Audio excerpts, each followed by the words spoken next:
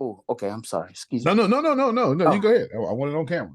for you, I was saying take a bow because for you to know me and not be in my presence and not meet me face to face, but to know me and to know my spirit, man, yeah, that's I was about you was about to make a man cry, man, and I ain't gonna cry for another man.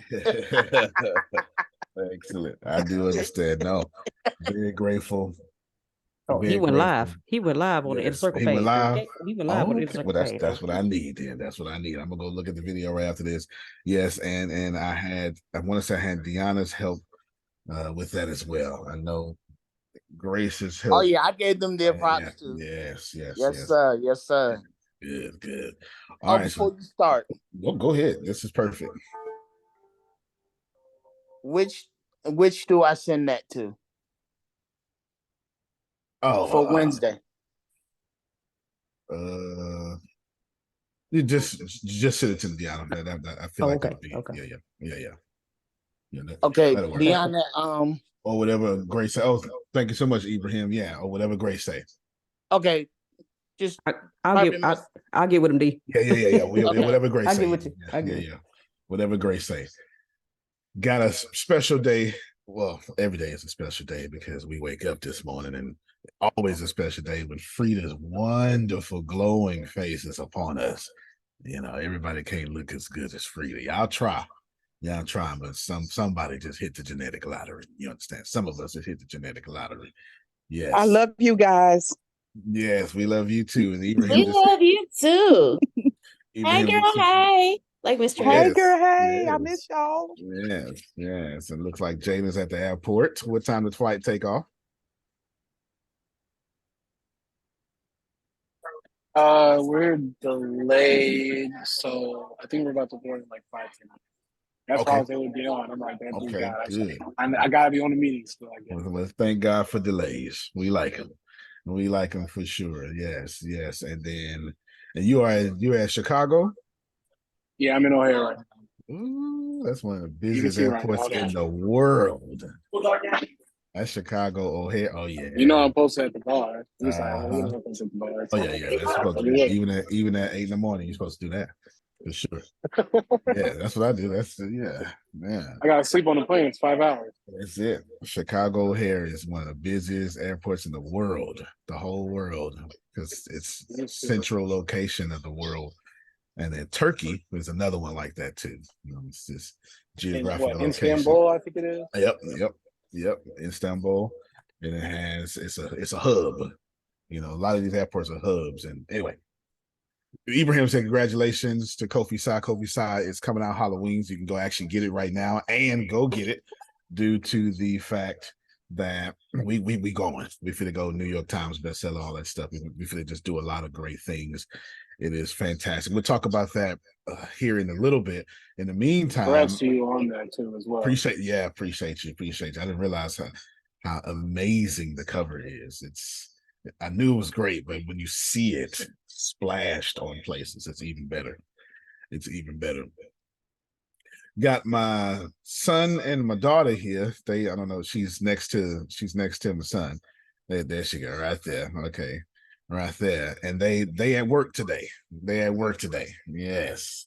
So y'all gonna help them out. They getting paid today, $60 each, but they gotta earn it. Hey, they gotta earn it. They getting paid $60 each today, and they gotta earn it. And then the oldest, he's working a catering business. Well, he's been doing it for about 6 months now, and they pay him. So I don't know what they pay him, about $80 or whatever every time they go out there. So he starts work at 1 o'clock. So all three of the kids, they working. They are working kids. Yes, they are working kids, and they're going to sell two things today. They're going to sell two things. They're going to sell Kofi Sai and sell Kofi Sai, and they're going to sell the Elite Masterclass that we're doing. Okay, the one spot, but it's going to be a special. Y'all ready? $140. One person who didn't get in, who once again, if you didn't, if okay, so what I'm gonna so Aiden, I mean Ashton and Aaron, this is what you do now. You're gonna talk to people. Now they've been selling with me for a long time. I don't know if y'all seen One of my other books, long time ago. It's like 5 years ago. They was this big. I don't even think Aaron was born yet, and I had them all on the beach. Buy my daddy book. So everywhere. I was exploiting the child labor. You got to do that, Jerome. You understand? You got to do that. You got to do that. I was getting there. People was buying the book just because children would say, I like that. That's it. Okay. Good job, young man. How many books? Good job, young God man. of War. God of War. That's it. Yeah. God get my friends out. Yeah, get my friends out there. That's all they got to do is see their faces. That's it. Yes. So that's two things. Okay. Two things. They're going to sell the Elite Master Package, which they don't know nothing about. It's all right. They're still going to sell it. And they're going to sell Kofi Side, which they are reading Kofi Side right now. They're on chapter. What chapter y'all on, Ashton? I'll meet you, Mike, and tell them. 4. There you go. You heard him in front. He said they're on chapter 4 of Kofi Side. 21 chapters total. And they enjoying it very well. Then we got a bunch of other special stuff here. So y'all help me out and be your usual selves. And we're going to see if they can sell. And they can sell. They're getting paid for just selling and marketing. So no matter what happens, they still getting paid. Ain't that good, Jerome? Ain't that good? No matter what happens, they still getting paid. Good stuff. All right. Let's start with Jerome. No, not Jerome. Me, Sean. You was at the digital content creation metal class thing that's going to go for so long. Y'all get another email. Why don't you tell us about what you witnessed? Oh, most definitely. And let me tell you, anybody who wasn't there, you miss. And he doesn't need. Listen, I've come to learn. He doesn't need no push up and everything. But let me tell you, you miss genius at work. Okay. And you already seen what I did. Anybody who's already peeped what I did. Sharon had an epiphany. ATS, he had an epiphany. You know what he told me when Peter and we all got it? He said, look here, we need to join his plane, bro. That's smart. they said, we need to join that plane, dude. Anything we need to do to elevate you. Listen, it was awesome. Yeah. You took my business to another level with my two partners and everything. They fired up. Okay, Sharon. If you saw Sharon, say I ain't gotta take notes. Sharon was taking. He was taking notes and recording and everything. Now, anybody wasn't there, keep it 100. ATS, that's what I call you now, right? ATS. I don't ATS. You was off the hook, man. I'm glad that I don't want everybody to know. Talking about spending $300, $150. Only person on his line knows how much money I spent to get here is Melissa. And she almost fell out of her seat when she found out how much money I paid to get here. And you know what? I'm glad I spent the money. That's right, brother. I'm sure glad for y'all. Fantastic. What? Yes. Y'all clap for him, please. Here's so this is where you start learning at. The Elite Master Class. Can you pull it up for me, one of y'all, Grace, Deanna, just like whatever I sent y'all. This is not something for sale. Well, it is. It's for sale today because the kids got to, they got to earn their keep. Ain't nobody living around here rent free. You understand? They got to earn their keep. So it's for sale today, but it's only for sale for one person. Okay, it's not for sale. Let's try to explain what I'm doing. I think we said 10 slots only, an Elite Masterclass. They're going to pull it up.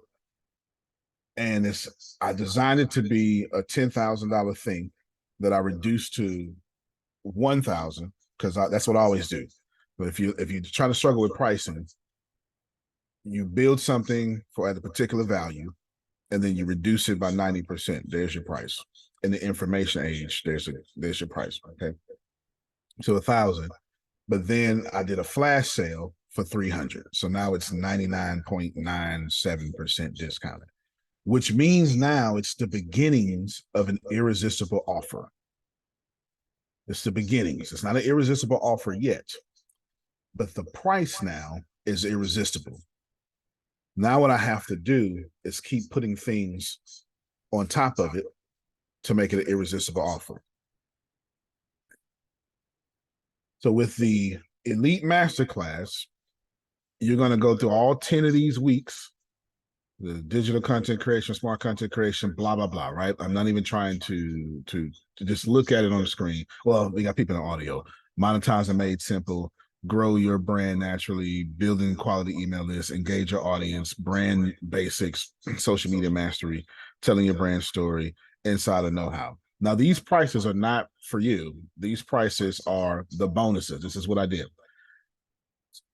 So this prices is not how much everything costs. It's what you're going to do. It's what you're going to sell. And I'm going to show you in a second. So each week, so next week, we're going to go through smart content curation. What do you do with what I just told you last week and how to get that done? Like, what do you do with it? How do you post? When do you post? How should you post? Blah, blah, blah, blah, blah, blah, blah, blah, blah. Okay. I'm skipping that because I'm really not trying to go into that detail. I'm going to give you something different. What I decided to do with this is, since you're already going through the 10 weeks, what I said was, if anybody joins, they will get that week. Not only do they get the lessons and the learnings from it, what they're going to get is the opportunity to repackage it, white label it, and sell it under their brand and their products with their name, completely rechanged. You can stop the screen, Grace, or whoever's saying screen. Now, we got an irresistible offer, and I'm not even done yet, okay? We got an irresistible offer now, so let's try to see what I did. It's the same thing I did with WonderCon. If you buy a ticket, you get a bunch of other stuff. You get CDs, and you get a book, and you get this, and you get that, blah, blah, blah, okay? Now, when you buy a ticket to the Elite Mastery class, whatever it's called, when you buy a ticket, you no longer just get the knowledge, the product. What you get is 10 high-value products built by me for $300, from $0 to $10,000. And $10,000 is a high-ticket product. Now it's a irresistible offer. Because what you're essentially doing is... Yes, sir, go ahead. So I think this is because you have a background in like music and rap. As you know, nowadays it's impossible to get onto the Billboard's like top lists without bundling. You cannot get album sales. Like Drake is about to tie with Michael Jackson, not because he's as talented as Michael Jackson, but because he's bundling so well, and that's leading to album sales because people are buying for merch, for passes, for other things. Like he's bundling stuff so well that he's becoming a bestseller. So you're just applying that strategy into a non-music field. Absolutely. Absolutely. Yeah, he hit the nail on the head, and it's 100%. And Drake is the most streamed artist in Spotify history, which is pretty much history in itself. And let's pick up right where Ibrahim left off. You can't even hit a billboard without bundling. See, it's not an irresistible offer just because you say so. And it's not an irresistible offer just because your price is good. Because the price is never good, because I'm still spending money. But the goal is to change the narrative of spending money. You want to learn all that stuff in a 10-week workshop. The reason I made it 10 weeks because it's limited. It is what it is. Now I start, well, the limited makes it even more valuable. That scarcity makes it more valuable. Now I start saying, keep all the video 100% free. Somebody put like a 1 for me, like put a little tally mark in the, like put 1, and then every time I say something else, put 2. And let's see the dramatics of it real quick. So we got 1. That means, so what is the 1? You keep the video for life. Like immediately we sent out the video. Download the video. You got to have your own space. I'm not dealing with your storage, but you got to have your own space. It's 1. Then I said you get the official notes from the class, word for word. 2. Then Jerome holding his up right there. 2. He got plenty of notes. Then you're getting this extra stuff Antonio built that was my original script that we never even talk about. And it's 100 pages of a master class about digital content creation. I think the first thing I talked about was podcast.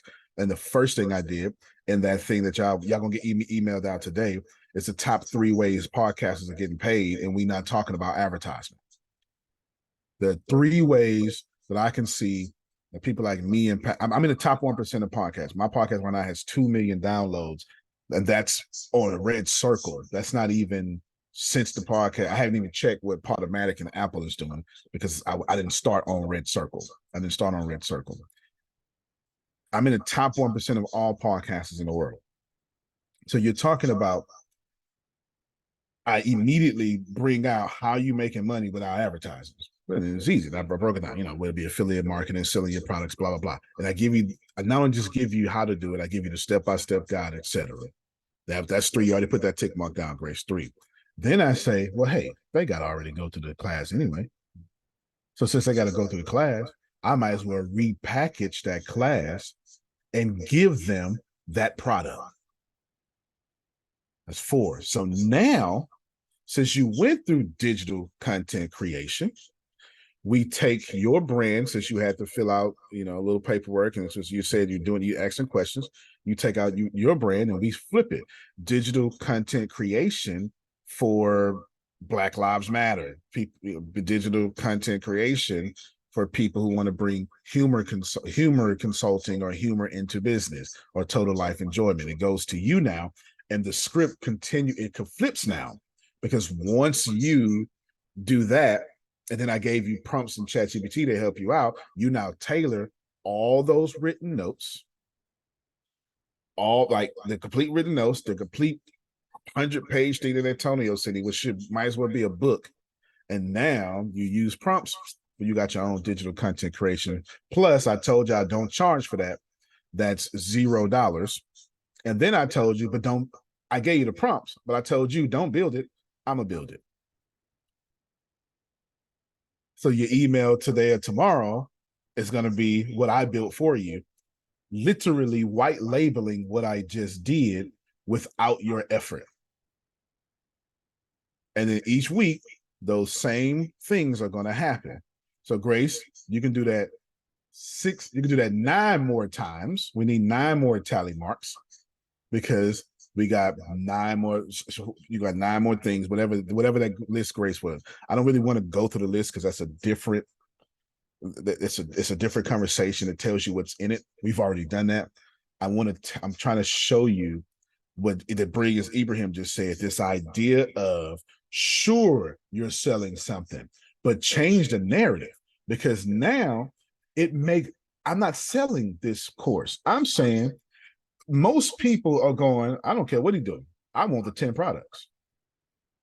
I'll pay $300 for somebody to build me 10 products any day.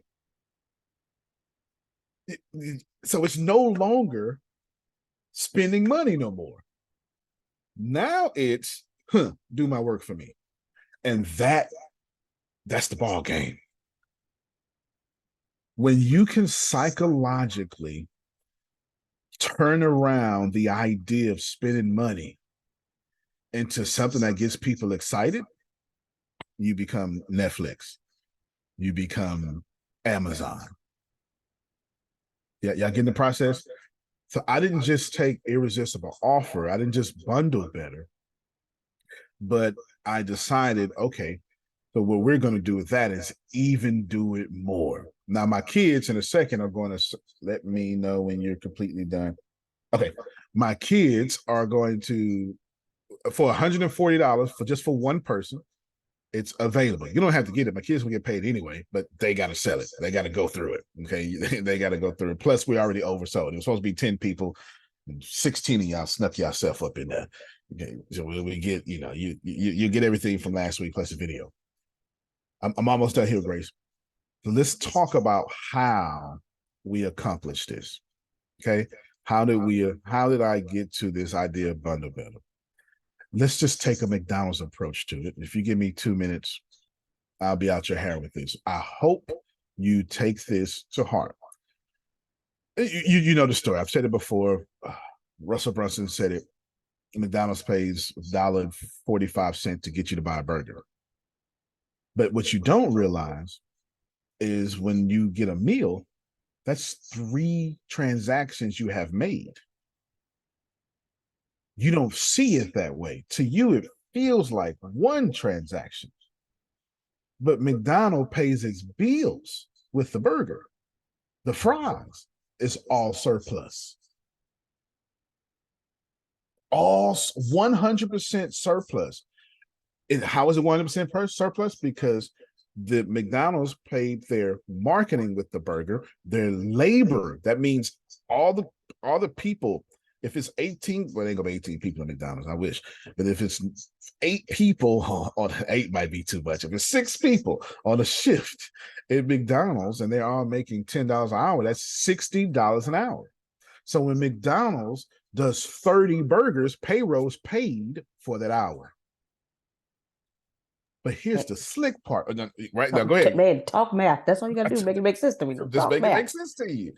So this is the crazy part here, Freedom. This is the crazy part. But I don't need to do 30 burgers no more. Because if I do 30 meals, no, if I do 15 meals, payroll's paid for. And that's just with fries. If I add the drink, I only need 7 meals. Imagine owning the McDonald's and you see a line and it's 7 people. This is the difference between being wealthy and the difference between being not. As far as I was saying, it's poor or wealthy. There's nothing else. Take this same Antonio, McDonald's. Yes, ma'am. We had a neighbor who owned a McDonald's. And of course, Phil did a lot of work with McDonald's. And that is like absolutely a true fact. Very much so. Talked to him about it several times. Several times. McDonald's is a cash cow for sure. Not only is it several facts, as Susan said, think about this for a moment. Grace, 7 people in line. The owner is glad about it. Person number 7 is, oh my God, it's going to take a while. And this is the difference between wealthy and poor. Wealthy people are like, sure glad we got that line. The customers outside are like, and inside. Outside and inside. Go ahead, Phil. Well, and run pretty much by teenagers doing their first job. Yes, teenagers doing their first job, which they get to go home and say, yes, I got my job. So what Phil is saying is there's a whole psychological thing. We're helping the community. They're poisoning the community, but we're helping the community. We're helping the community. This is this idea of bundling better. And how I get there is I'm asking myself, how can I create fries with whatever I'm selling? How can I create a soda? I'm in the South, that's, pop, I guess. How can I sell a pop with whatever I'm selling? Then how can I supersize whatever I'm selling? That's 4 transactions now. And then how can I offer you dessert with whatever I'm selling? 5 transactions. Now, here's the crazy thing. It's not 5 transactions to us. At best, we'll say 2. You want dessert? Dessert seems to be optional. We'll say 2. I got you, Deanna. We'll do 4 orders. Hamburger, fries, soda, supersize, and think that's 1 transaction.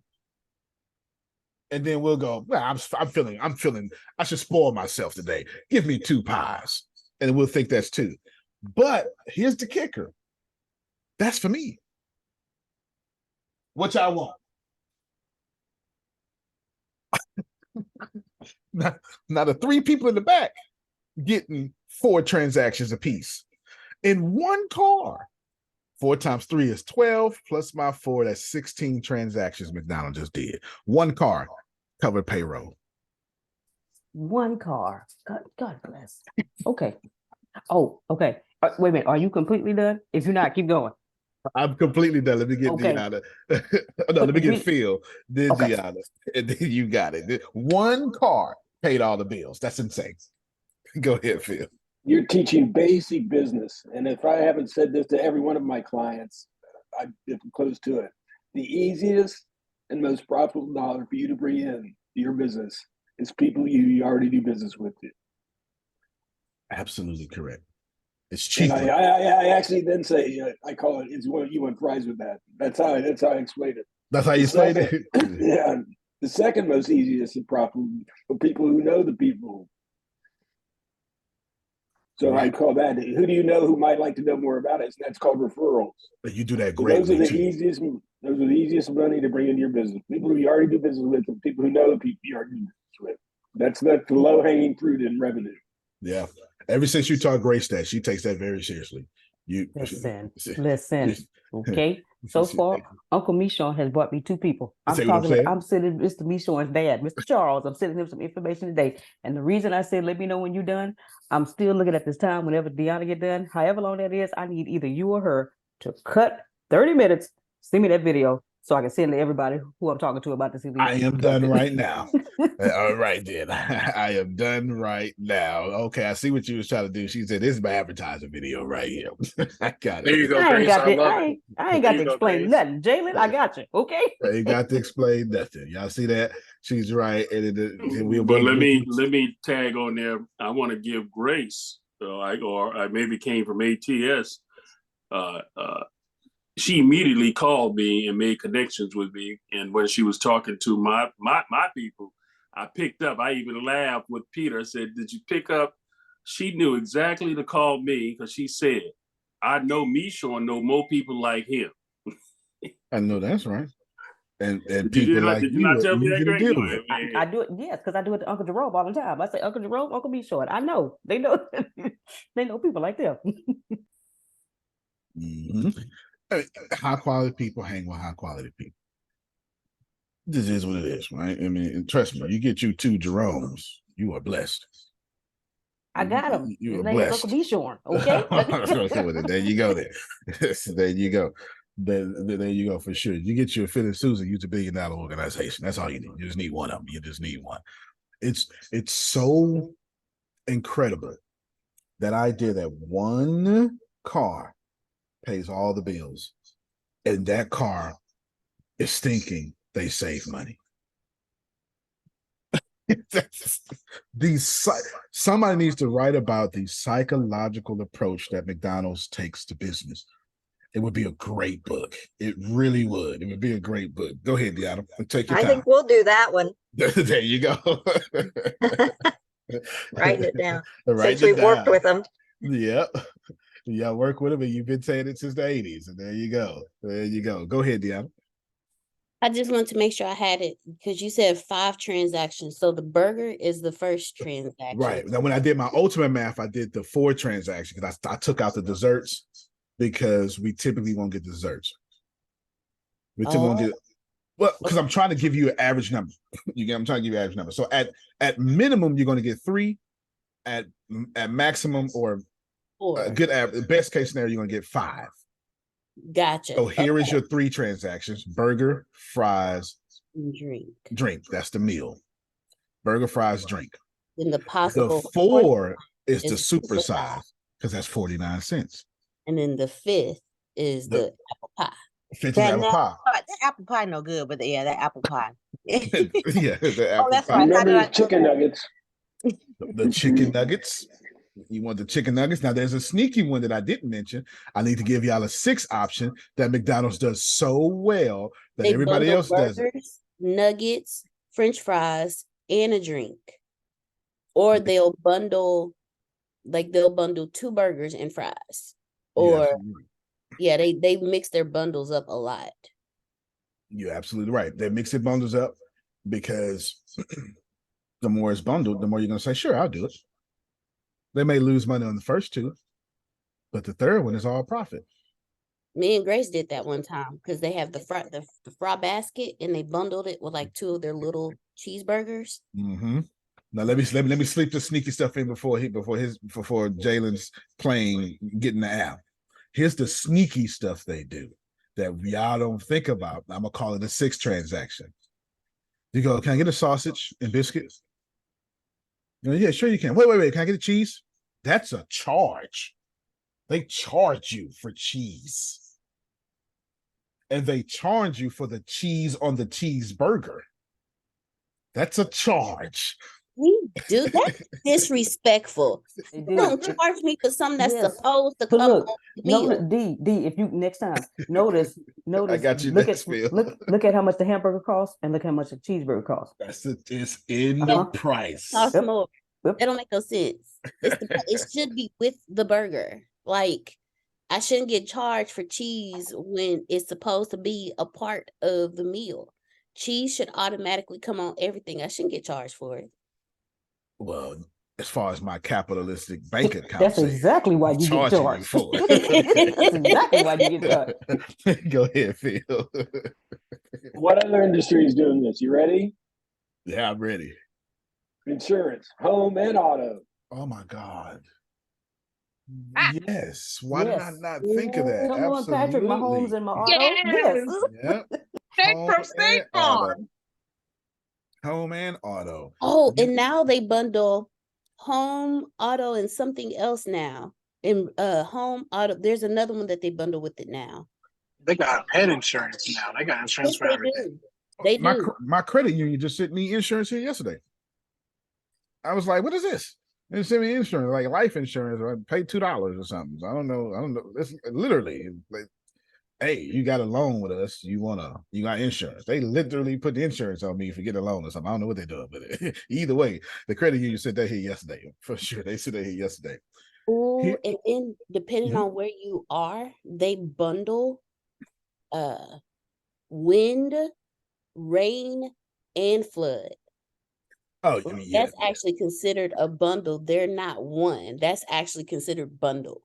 Yeah, flood insurance in flood areas is a real crime because they. Anyway, let me just zip that up because Texas and Florida know flood insurance. Oh, Susan, that's not covered. What you mean? It's not covered. It's flood insurance. My house was flooded. Yes. But yes, your house was flooded. It rained, and you don't have rain insurance. We don't cover storm surges. Oh, it's a big issue down here in Florida right now. That Texas whole thing going on here in Texas too. State. Yes. Texas and Florida is the same. We compete with ignorance. Windstorm, rainstorm, flood. It's renter's insurance. They was like, yeah, we don't cover flood. It's renter's insurance. Why are you not covering flood for the renter's insurance? Texas. Anyway. There's another company, Safe Light. You heard of them? They replaced the glass in the cars and stuff. Now, they were our friends. Our kids went to school together. And I remember when they started that company, and that's all they did locally. I think we had to use them, if I recall, for something. I think one of the cars we had, Phil, that I forget what it was called, Lexus thing. Had to replace the glass. Yeah. And, they did a great job, but it was local. And then, they went in Ohio. Now they're national and you see commercials and things everywhere. Yeah. Because they started bundling. And then as they grew, they started bundling more and more. And now, like, they're the top ones. Yeah, no. But I saw them start out. It makes sense. I'm about to get me on in 1 minute.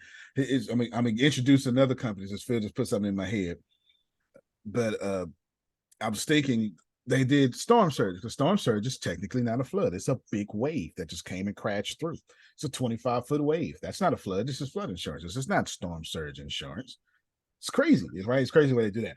Now, on the same thing that Phil said with insurance, your internet service provider, when you get your phone, internet, and cable, that's not only a bundle, they charge you service fees for each one and taxes for each one. So your $99 bundle ain't never $99 when it's time to pay. It'd be $158. You're like, what's going on here? Like, what is this? What is this? So that's another sneaker. Well, go ahead and be sure. No, I wanted to say while y'all speaking about all that, I come to realize is my my wife, but specifically, is that how you can make the bundle, because what's happening is that the quality of service is going down now with all the bundle. Okay, because what's happening when they got all the bundle and everything is already pre-made, packaged and everything. You know how I get quality service now? When I go to McDonald's or I go to restaurants now, I always request something off. Okay, I don't want the pre-made already done. If I go in there and if I want a burger, guess what I ask them? Leave out the pickles. I do something. I do whatever it is. That makes sense. If you want quality service, you gotta take off something on the bundle, okay, to get them to repackage it back to you the way that it used to be, where quality service. Quality service has gone down because of the bundle. That's all I wanted to say. I mean, it's going down because of the bundle, because we're reaching more people, and that's the bundle is trying to make us reach more people. You go. Yeah. But I'm just trying to say, we as a consumer got to know how to beat the bundle too. Yeah, okay, absolutely. We got to understand and get that quality service back, because we're not getting quality service. Well, Phil has a great saying about. You say something, Phil. It's really appropriate here. You say you can get one, but you can't get all three, or you can get two, but you can't get all three. He got it. This is brilliant. Write this down this time, Grace, when he says it. It's really brilliant. Go ahead, Phil. In any transactions, there's three things. There's price, there's quality, and there's service. I can give you two. I can't give you all three. If you want the lowest price and the best service, you're not going to get the best quality. McDonald's hamburgers. If you want the best quality and best service, you're not going to pay the lowest price. Apple. What's the third combination? I just went blank. Very good, Phil. I'm glad I brought. Man, you hit that right on the nose. But we have to know. Read the book, Phil, to get that. And if you want the great service, I'm going to get it to you when I want to. If anything goes wrong, don't call me. That's right. The lowest service, the lowest price, and lowest service, I'm going to get it to you when I can get it to you. And if anything goes wrong, don't call me. That's right. I was going to leave a cliffhanger for the third one. Now, if you want the best quality and the best service, don't expect to pay the lowest price. But what you get is the most value over the lifetime ownership of the product. That's right. And all that'll be in our upcoming book. I know that's right. It's good. It's brilliant. He said that multiple times, and every time I always forget to write it down. It is brilliant. It is that. It really explains business on a level that, because you can't give all three. You cannot give all three. If you're trying to reach 1 billion people, you're going to sacrifice quality, because speed, that idea of speed is going to sacrifice quality. That idea of reaching that many people so quickly is going to sacrifice quality. Let me get Sandra while she at work.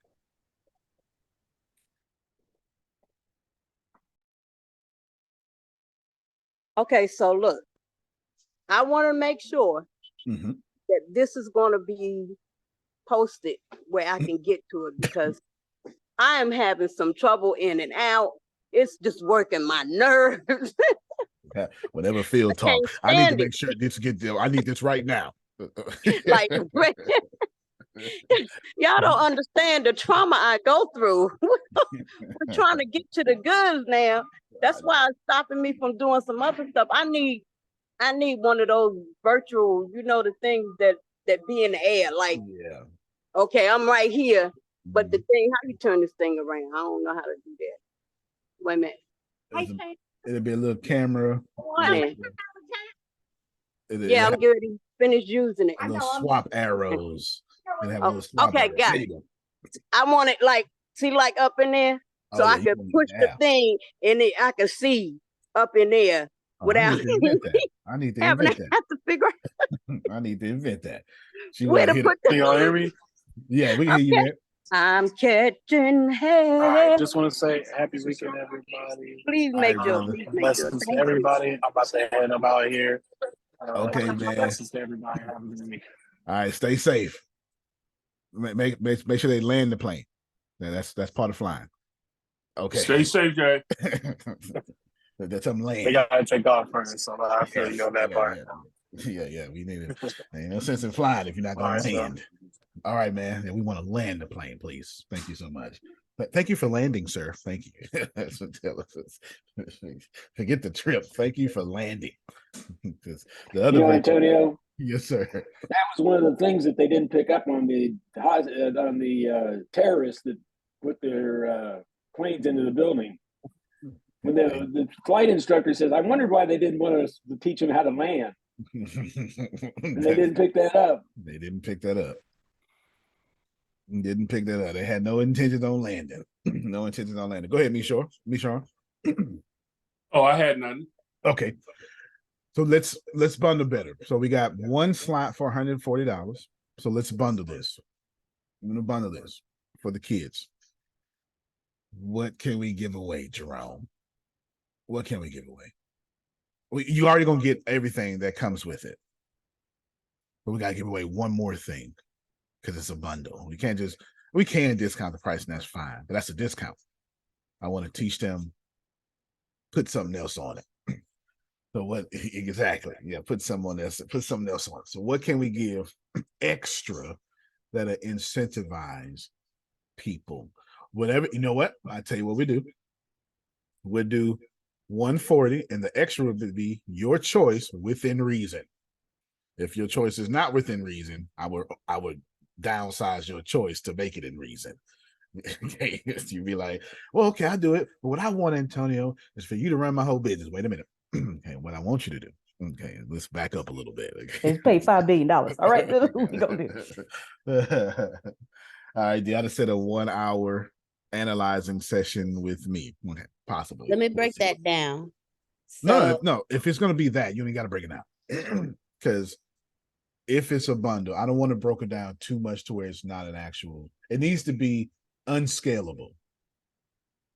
An analyzing session with you is definitely unscalable, sir. And then the value of it needs to be unscalable. It doesn't. What Mishan say? What did Phil just say? We don't want to give a McDonald's burger. We want your grandmother's burger. So I'm gonna break it down like this. We want your grandmother's burger. We want McDonald's burger. Uncle Mishorn, when we had our meeting with you, you know how Antonio analyzed exactly what you were saying and regurgitated it back to you, and you was like, "That's exactly it. That's the kind of session I'm talking about." Fair enough. Good then. So we'll do that. That's not a regular. That's not a regular session. Yeah, that's no. That I well said there, Sunshine. That's what my team said too.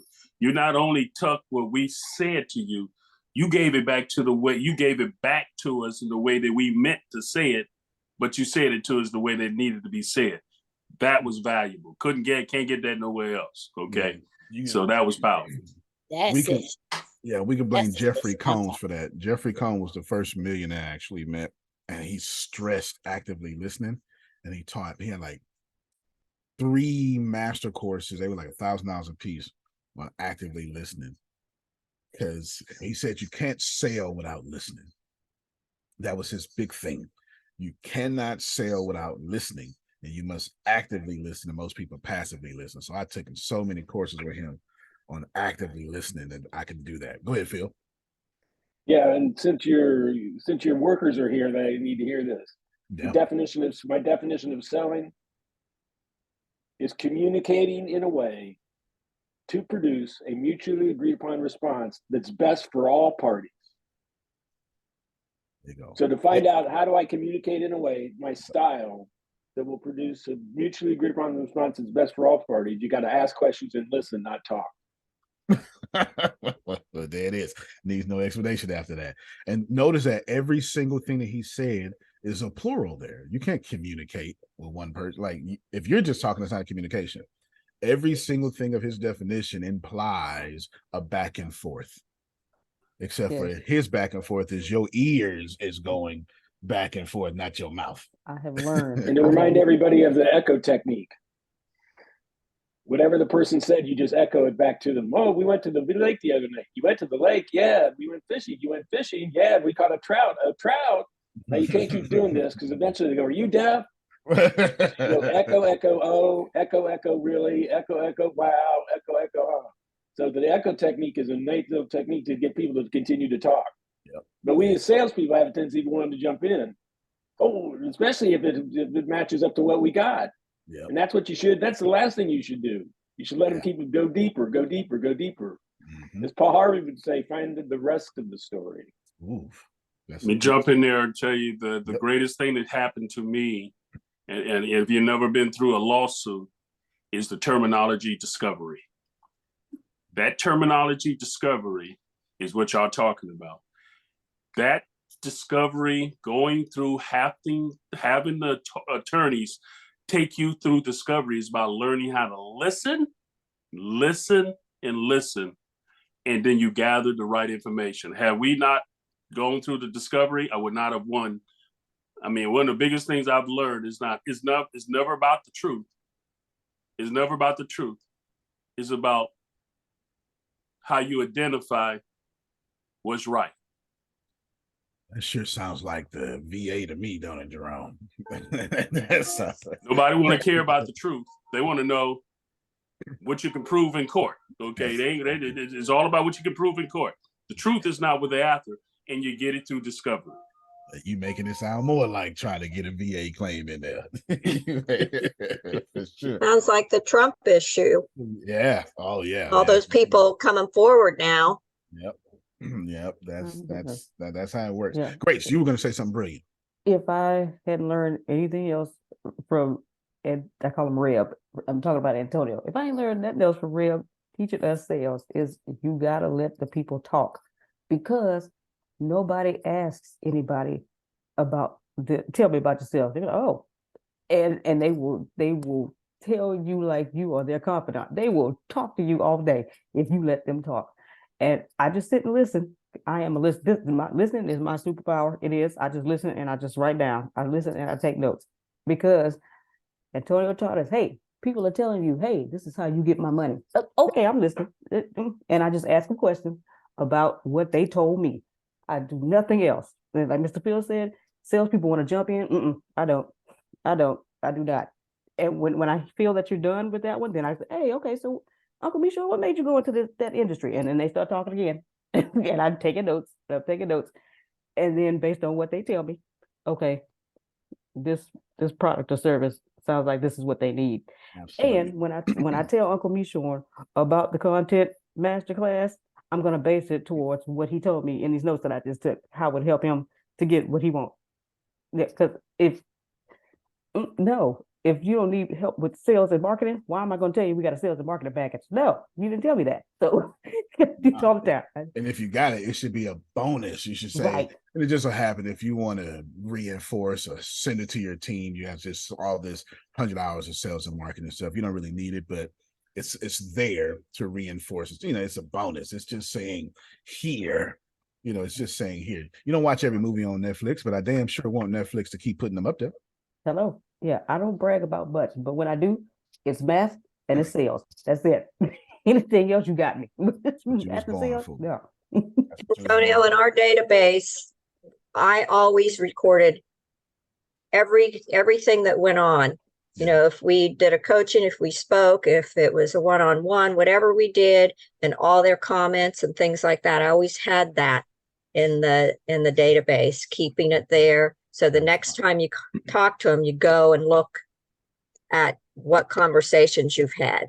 Very smart. Very smart. And I don't know if Rhino Leg has that section in there. We do. It does. It does. Yeah. Yep. So that's going to be good for everyone. It's in the nurturing section. It's in the nurturing section. Yeah. It's in the nurturing section. Yes, ma'am. Go ahead, Phil.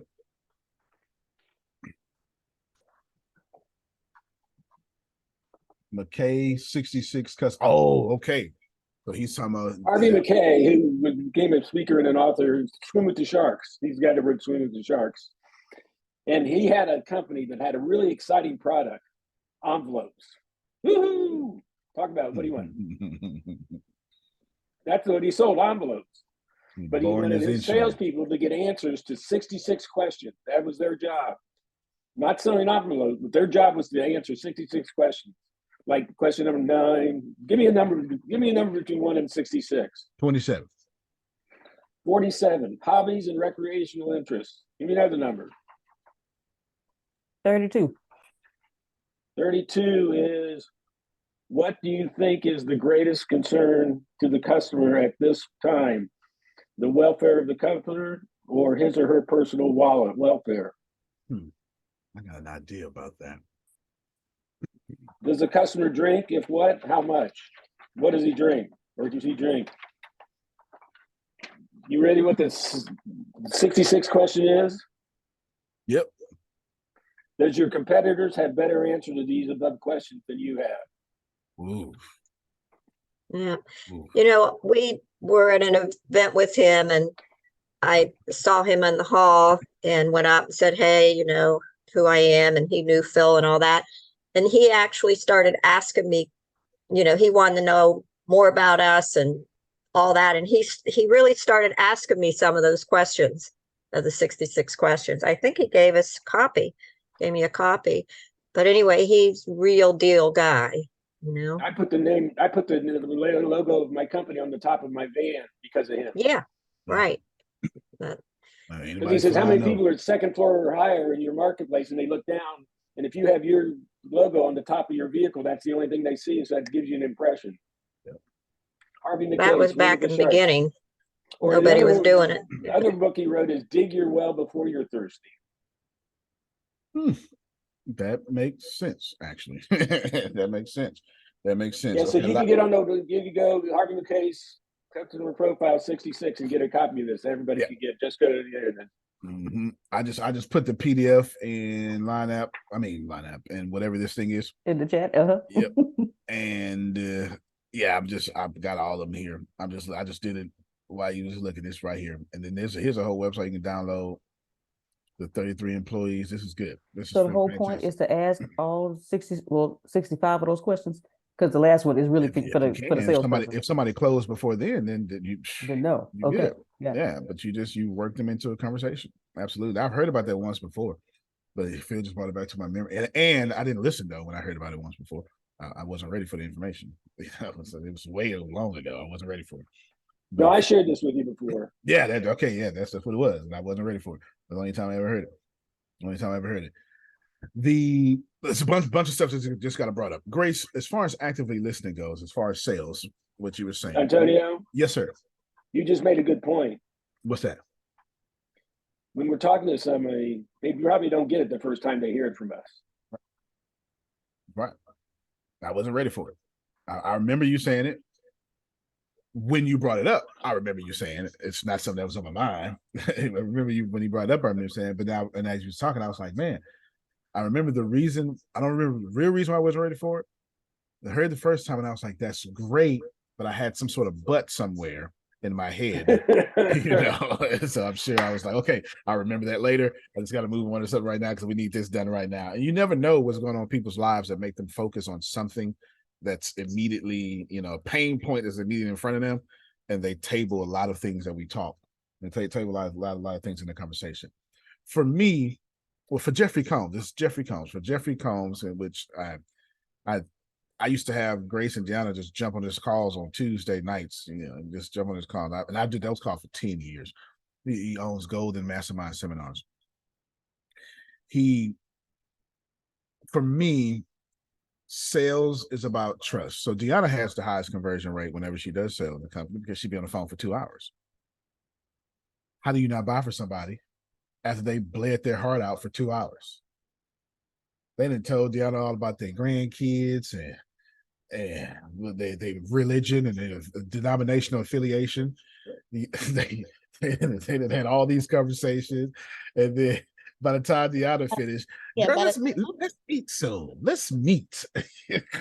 Yeah, by the time I finish with them, I know their whole life, and especially the young boys. The young boys love Deanna.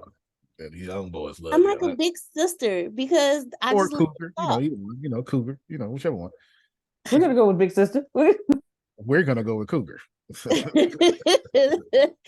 And by the time I but the thing is, one of the things, because I hated the term sales or salesperson, but when Antonio told me just have a conversation with him, I was like, oh, I can do that. Yeah. And by the time I finished talking to them, I know what drives them. Like this one This one young gentleman, I'll never forget him. I don't remember his name, but I do remember the conversation with him. And every time he said something, it always went back to his grandmother. And I picked up on his grandmother raised him, and his grandmother is still working because he was still in high school, and his grandmother was still working, and she was going to continue working while he was, in school. And the one thing he wanted to do was retire her early. The one thing he wanted, one of his friends, the one thing he wanted to do was retire her early. And I picked up on that. Everything he said went back to his grandmother. And he actually started crying on the phone with me because when I told him what we were doing, I was like, and if you work it right, you can retire your grandmother next year. And she'll be able to, and she can watch you.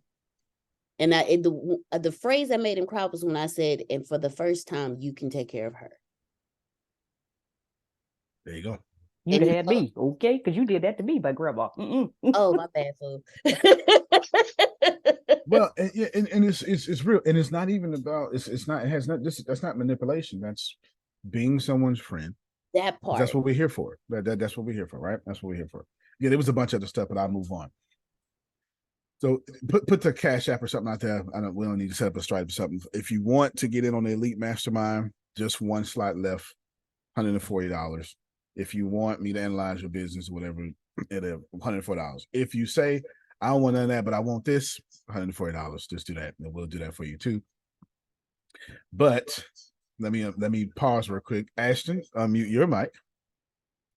And with no training, he don't need no training because he's a kid. No training. Go ahead and tell him to buy. Tell him to buy from you. You can say it however you want to say it. He said, buy what? That's fair. I did not communicate well. Tell him to buy the Elite Workshop for $140. Go ahead.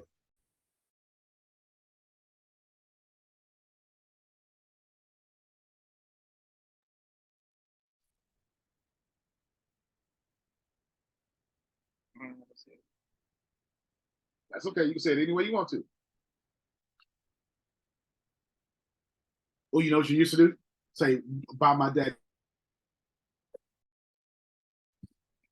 Buy my daddy stuff. Come on, y'all. Give him a round of applause. You see him clapping for you, buddy? You got the screen the other day. Okay. You smiling over there? He like to hide his smile, Sean. He like to hide his smile. There you go. Buy my daddy stuff. All right, there it is. He getting paid.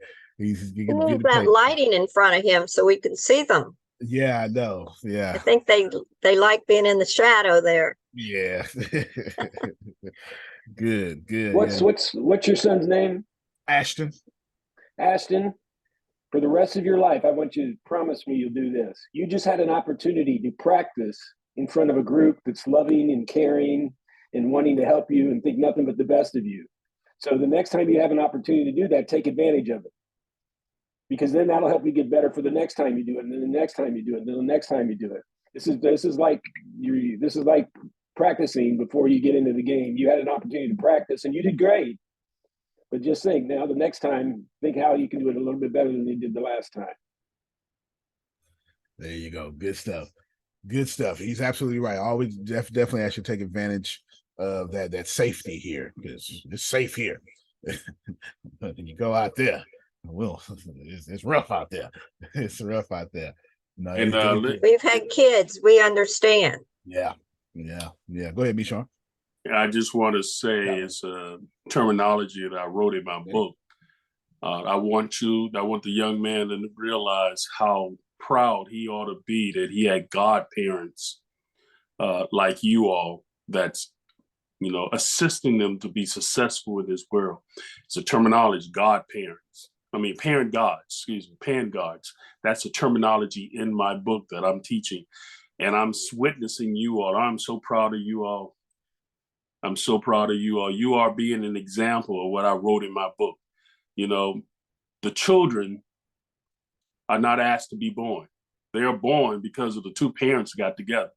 And the first God that they're going to see, G-O-D, before this imaginary God that we're going to try to sell them on is their parents. Right. This imaginary God, notice what I just said. It's an imaginary God to the children because they looking at you first, okay? You are their God.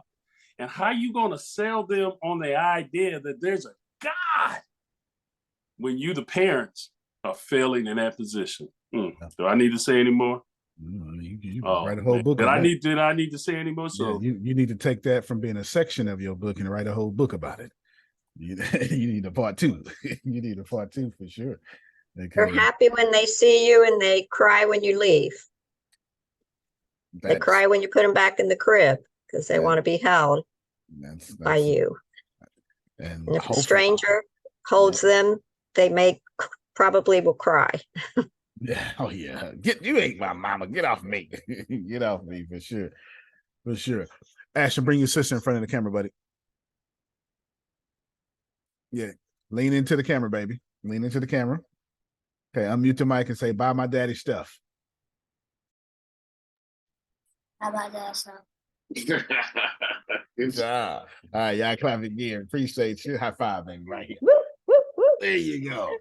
All right, good. I got plenty of time to teach them the echo technique and stuff. Plenty of time. Right now, they get that out the way. Get it out. She's 6. So she's 6 and in sales now, Grace. She's 6 and in sales. There it is. And I told Ashley last night, all right, you go to work. And then she said about 30 minutes later, she said, Daddy, I said, what's up, baby? I want to work too.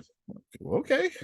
I ain't never turning out no child saying I want to go to work. Sure you can. No, baby, be a loser. Don't work at all. No, yeah, you can go to work. Yeah, you can go to work and get paid. I'm not mad at you. So they'll get. My friend got that competitive nature, boy. But she is competitive. Well, and no doubt, she's super competitive. Grace teaches her that. She is super. I don't know where she get it from. I don't know where she gets it from. He's super competitive. I'm a competitor though, super competitive. So she got an honesty for both sides. Yeah. Go ahead, Phil.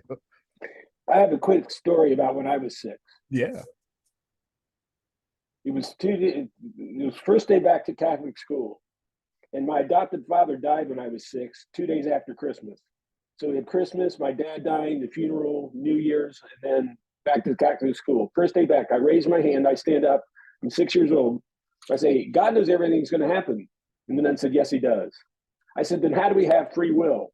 And the nun said, sit down and be quiet. And I thought, you can't answer this question? Boy, we're going to have problems in the future. Now, Neil Donald Walsh answers the question in Conversations with God that uses technology as a metaphor, so I couldn't have used it on the nun. He said, when we play a video game, how does the character on the screen know how to move? The answer is programming. Every potential move for every character in every video game is programmed into the game, but you move the joystick. When God gave you your life, all of your potential moves are programmed into your life, but you move the joystick. So what team do you want to be on? You want to be on the team of love and forgiveness and abundance and take care of the poor and the sick and the people in prison? Or do you want to stay on the team of pride and envy and deceit and jealousness and lack or selfishness? So the whole question is, what team do you want to be on? I don't want to be on no team that I got to protect my blessings. If it come with extra protection, I don't want it. Who old enough to know what I'm talking about right now, or been through enough to know what I'm talking about? You ain't gotta be. It ain't come with no age. You've been through enough. No, I mean, God, you protect these blessings. I don't want to do it because if you get it the wrong way, you got to fight for it. Gotta ask Donald Trump.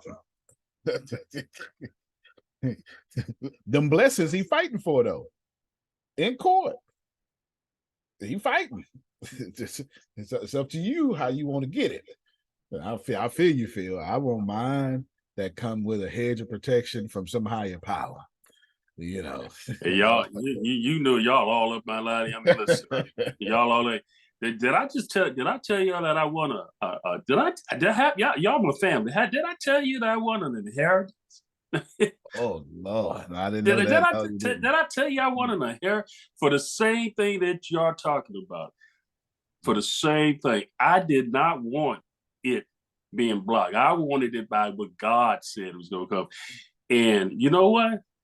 It came exactly like that.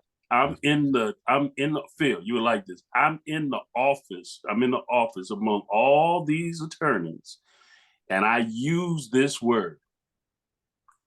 I'm not in here for a paycheck. I'm in here for my inheritance that comes from God. And I said it just like that. That's right. But you got to ask for it. Okay. You got to know how to ask for it. And it's all what you do prior to that get you there. Well said. Absolutely well said. Yeah, absolutely well said. For sure. For sure. And you know, a long time ago in Sunday school, you know how long ago this was. Sunday school, you know, when they, you know, you like, I think all kids in Galveston, Texas learn how to read by struggling with King James Version, one verse at a time. I think it's just it's a Galveston, Texas thing. Susan, okay, now you read verse 3. And then the whole sky starts falling, you start sweating. Thou right, that's that whole process, right? So way back then, we learned how to read out loud in Sunday school, which is total pressure. That's like a hard name. Jehoshaphat. Oh, okay. Just sounded I out. remember not wanting to go anymore because I didn't want to have to read, and I'd be sweating when it was going to be my turn because I couldn't read those words. So I did quit going for a while because I didn't want to do that. My parents didn't understand, but that was the way it was. Indoctrination. Indoctrination. Kids being indoctrinated, not even know what they're being indoctrinated into. Pressure. You know what? That's a high pressure situation. Grace invite you to church. All right, now everybody, we want to thank so much. At this time, we want to acknowledge our visitors. Amen. Amen. We acknowledge our visitors. If you with us, would you stand up and say, "Oh my God"? Oh, good Lord! Now I can just look over at Jay and be like, you go ahead, you got it, you the head, go ahead, bro. No, Lord. I already don't know what to do with my hands in here. I'm just weird. This place is weird right now. You know, don't tell me to stand up and say something. Exactly. Antonio, it's like that, you know, in my speech class the first time, how I didn't want to do it. Mm-hmm. I had an A in the class. I didn't want to stand up in front of everybody. I went to the professor and I said, if I don't do this, you know, and I get an F on that, I'll end up with a C, and that's okay. That's what I want to do. Yeah. And he said, no. I said, well, then can I sit? He said, if you sit down, would that be okay? I said, yes, if I could sit down, because he wasn't going to let me get away with not doing it. So even at that, but at least I was sitting down, so I didn't feel as shaky. Right.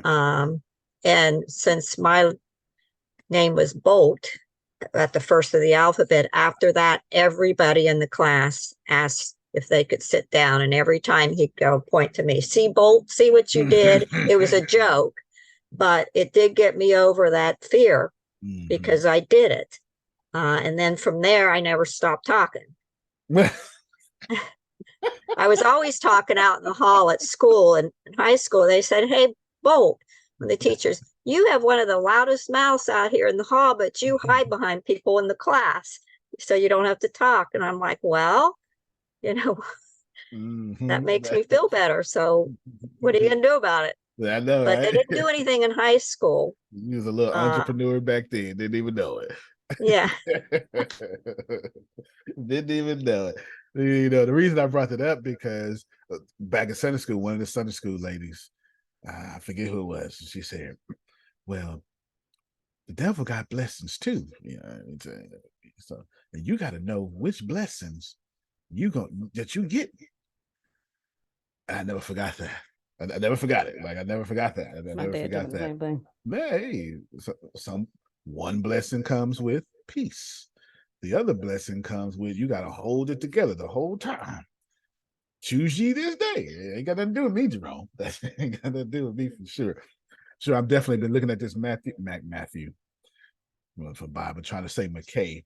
after saying something about Sunday school, maybe say Matthew. This McKay 66 is actually fantastic. I'm looking at it right now. I got it all typed down now for sure. Let me show you Kofi's side real quick. I put the links out there.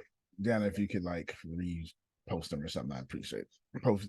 Here's the deal. So this is what I'm trying to do, y'all. This is now, I'm telling you what I'm trying to do. I need your help for sure. You can pre-order. You can get it right now for sure. You can get it right now. So if you want to do that, you're more than welcome. If I ever add any value to you, you're more than welcome to do that. The Kindle version is up and the paperback. The picture's not up just yet because it just got approved, but it'll be up sometime later today. But it'll still come. It'll still come. I just gave you the Amazon sites. My goal is today, USA Today bestseller. Okay, not today's bestseller. USA Today bestseller. There you go. What I want to do is I want to bring people to me. Okay, I'm already teaching. You're not. Okay, so we got to handle this conversation two ways. In one respect, I do want me, Sean, to go here, click this link while I'm talking and get the book. Please leave me a review because the reviews are going to let people trust. Reviews are going to let people trust. So in one respect, I'm going to tell you about Kofi Sai. But Renee, don't listen to that. That's not what I'm doing here. What I'm really doing is telling you this grandiose idea I had, how I pulled it off, and what I'm doing with it. This is the idea. This is what I'm really doing. And hopefully you steal it. That has nothing to do with me. But hopefully you steal it. The links are right there. Please go and buy. Antonio. Yes, sir. No, please go ahead. If you give it to us, we can't steal it. So you hope that we accept your gift. I hope you know what. I hope you accept my gift. I hope you accept that. That so fits my ego. I hope you accept my gift. I done took Phil's good thing and turned it bad. That sound like me. If anybody would do that, it's me. No, we all need an ego. It's just you have it in check. Yeah. Oh, yeah, I know, right? For sure, especially entrepreneur. Definitely need an ego. Definitely need an ego. Please, definitely leave a review. Why? Well, we got to start doing, and I've always sucked about this, but not anymore. Reviews are social proof. Remember, we're all looking for risk advertising, however you say the word, right? We're looking to lower our risk. We want to take risk, Grace. We just don't want to take risk that's risk to us. You're a risk taker, sure. Well, take a risk. Well, I mean, not necessarily. So when you have 1,000 reviews and 1,000 5 stars, what it does psychologically is it tells the person, if I spend my money here, I won't be disappointed. But okay, if I wasn't trying to teach, I'd be moving on already. I'm genuinely trying to give you this information. Go ahead, Phil. Well, also what it does, it moves you up in terms of with the algorithm. Absolutely. That's where they get the rating for the algorithm is through the reviews. Absolutely. So please do that. I think you can leave one before and you maybe edit it after or something, but please do that. I'm absolutely, Jerome, on Halloween, which is I put the release date on my son's the oldest, Aiden. So it's Aiden, Ashton, Aaron. Aiden his birthday's Halloween. So I put the release of the magic book on his birthday. Right? It just made sense. It just made sense. I had the intention of releasing August 1st, but I didn't finish it fast enough. And I got all the way to chapter 7. I was done. But once I got to chapter 7 and it was time for me to move into like my midpoint. Well, I'm sorry, it's two. When it was time for me to move into the plot of the story, I didn't like the plot no more. And it took me a whole month to change my plot. I realized that the first part of the book is way better than what I'm getting ready to do. And I did not like the plot. I did not like the plot at all. And I went through 21 plots. If you remind me, Grace, I'll show y'all. If you remember, I kept it. I typically try not to delete stuff because I always want to go back and say, well, maybe I could pull out one thing out of it. It might be $1 million little crumb in here somewhere. So I'll show y'all all the plots I went through. I went through every single plot. Okay, every single plot I went through. just to figure out how to get that. So I went to like 21 different plots to do that. I just see Sade, remember the company I was telling you about, ECS Virtual? The CEO just popped on right now. He's royalty. So the CEO just popped on, and I asked him to be a special guest. So I see his name just popped up there. So don't try not to. There you go. Hello. How are you? Yeah, I'm Hello? doing pretty good. Doing pretty good. We can hear you. We can't see you, but we can hear you. Oh, yes. I'll be able to get my camera turned on here in just a few okay. minutes. Yeah, no problem. Yeah. No problem. But hello, Go and everybody. introduce yourself. Yeah, introduce yourself. Yeah. Hey, everybody. My name is Sade. I'm the CEO and also founder of ECS. And we are a virtual telecommunications company. I know that's a big, ambiguous word. We specialize in the online working from home outsourcing world, as well as full virtual recruiting and hiring as well too, workforce recruiting. So yeah, but glad to be here. I'll be able to turn my camera on here in just a moment. So. Well, he's a good looking brother. So when he cut his camera on, ladies, just maintain yourselves. Okay, when he cut his camera on, company's got $1 billion of revenue right now. They're doing very well, and I don't know if I can say that, but are in talks with professional leagues to do great things. I'll just say that. It's his thunder if he want to say it, but I'm on the NDA, so I can only say too much, but in talks with professional leagues to do great things is absolutely fine to say. Now, whatever, whatever that means, whatever, right? But they're doing great things like that for sure. Picking back up with Kofi side, do listen to, go get the link. So there's just out, it comes out October 31st. Do that. But it's this big grandiose idea that I had that you can apply to anything, Jerome, not just books. Because it's not the books that it's my end goal here. It's this idea of controlling this media conglomerate. It has nothing to do with, but it won't work without good books. Like, let's not get it twisted. It won't work if they're trash, Susan. Michael Jordan wouldn't be Michael Jordan if you're scoring 2 points a game. Let's keep it real. Okay, so you kind of gotta be Michael Jordan, the essence of Michael Jordan, to actually be Michael Jordan. Everybody wants to be great, but people don't put in the hard work to be great. And Grace, if you remind me, just a little reminder, I will show you those plots because it's part of the process. Here's what I've done. I knew I wanted to get into fictional writing. And of course, you got the resegregation. It's actually that book is finally coming out 4 years after y'all saw the movie. I gave it to Melissa. Melissa, you want to give us an update? Oh, hold on. Before you do that, Melissa, Sade, while you're listening, the two people that I told you about that go into $1 billion companies and make them even more successful, the ones that I told you that work with celebrities and Og Mandino and stuff. You remember that conversation that I had 2 people with me? You there? Oh, he probably not here. But they're on as soon as he come back. They're on. Sorry, I was trying to unmute myself. Oh, okay. Yeah, I remember you talking about that. Yeah. Okay, they're here. So when you get your camera on, I'll introduce you. I'll give you all a great introduction.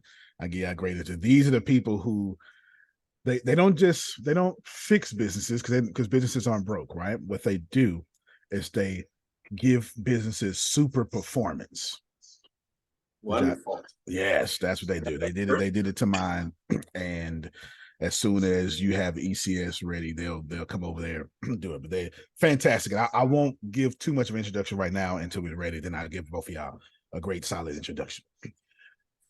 I was on the before I saw the so-called, I was on the phone with the NFL last night. I told you about the NFL now, which I have to keep a secret. But y'all know I'm a hard money lender, and I got a bunch of hard money lender friends with me. And we was calling the NFL. So please take notes here, Jerome. Because what I'm doing, we call Pam Norris. We called Pam Norris last night. Called Pam Norris because Ice Buddy is ready. Partner with FEMA. She just needs an infusion of cash. And that's what I've been doing here lately, is finding companies like ECS or whatever and rolling through infusion cash and then walking away. I just, what I want, I don't want to be in the company forever. What I want is just, that back end money. You understand, Jerome? I don't want to run the Uber. I want Uber to pay me. Go on and take the money and run. That's it. I'm trying to be like Peter Thiel, if y'all know who that is. I don't want to be the Silicon Valley investor. You get what I'm saying? Go ahead, Phil. You don't want to be King Arthur. You want to be Merlin. That's it. Off with King Arthur head. Off with his head. Attack the king. Let me be the power behind the king. Exactly. Let me be the power behind the king for sure. So before I get to the before I get to the Kofi Sa, let me tell you about the NFL last night. I was on it. We had the Pathbender at 6 o'clock, so we jumped on that. So this was between 4:30 and 6. And I gave one of the investors a great introduction. I gave Lifford, the president of NFL alumni, a great introduction. And if I tell y'all, this meeting wound up being more fantastic than I thought, because I'm thinking, I'm going to connect me and my investors with all the NFL teams, because that's what I do, right? We got the Dallas Cowboys. Might as well get all 32 of them, huh? Is it 32, Grace? Is it 32 teams? I want all 32. Shoot, yes, it is. I want all 32 okay. of them. All 32 teams. Just y'all come on down. The price is right. You are the next contestant. Come on down. And then he pitched something which we on NDA about now. And I went to myself, and at the end, but I didn't say nothing.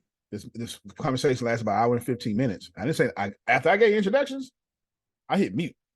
There's a lesson there. You missed it. There's a lesson there. I did something very similar with Side here. But once I make an introduction, I'm out the picture. That ain't my job no more. Because the more I talk, the more I lose. If you want to talk, right, Grace, you understand? If you want to talk, well, then go ahead. Go ahead. You talk. You do it now. You do it. The one who speaks first loses. There's a power dynamic that always is in play. And y'all absolutely know this.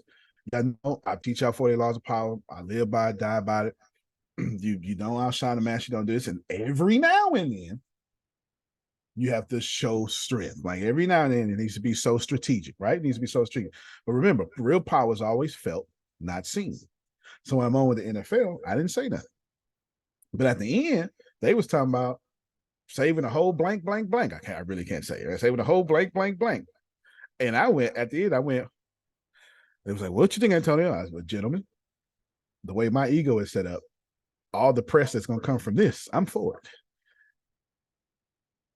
And that's the point. Forget the deal.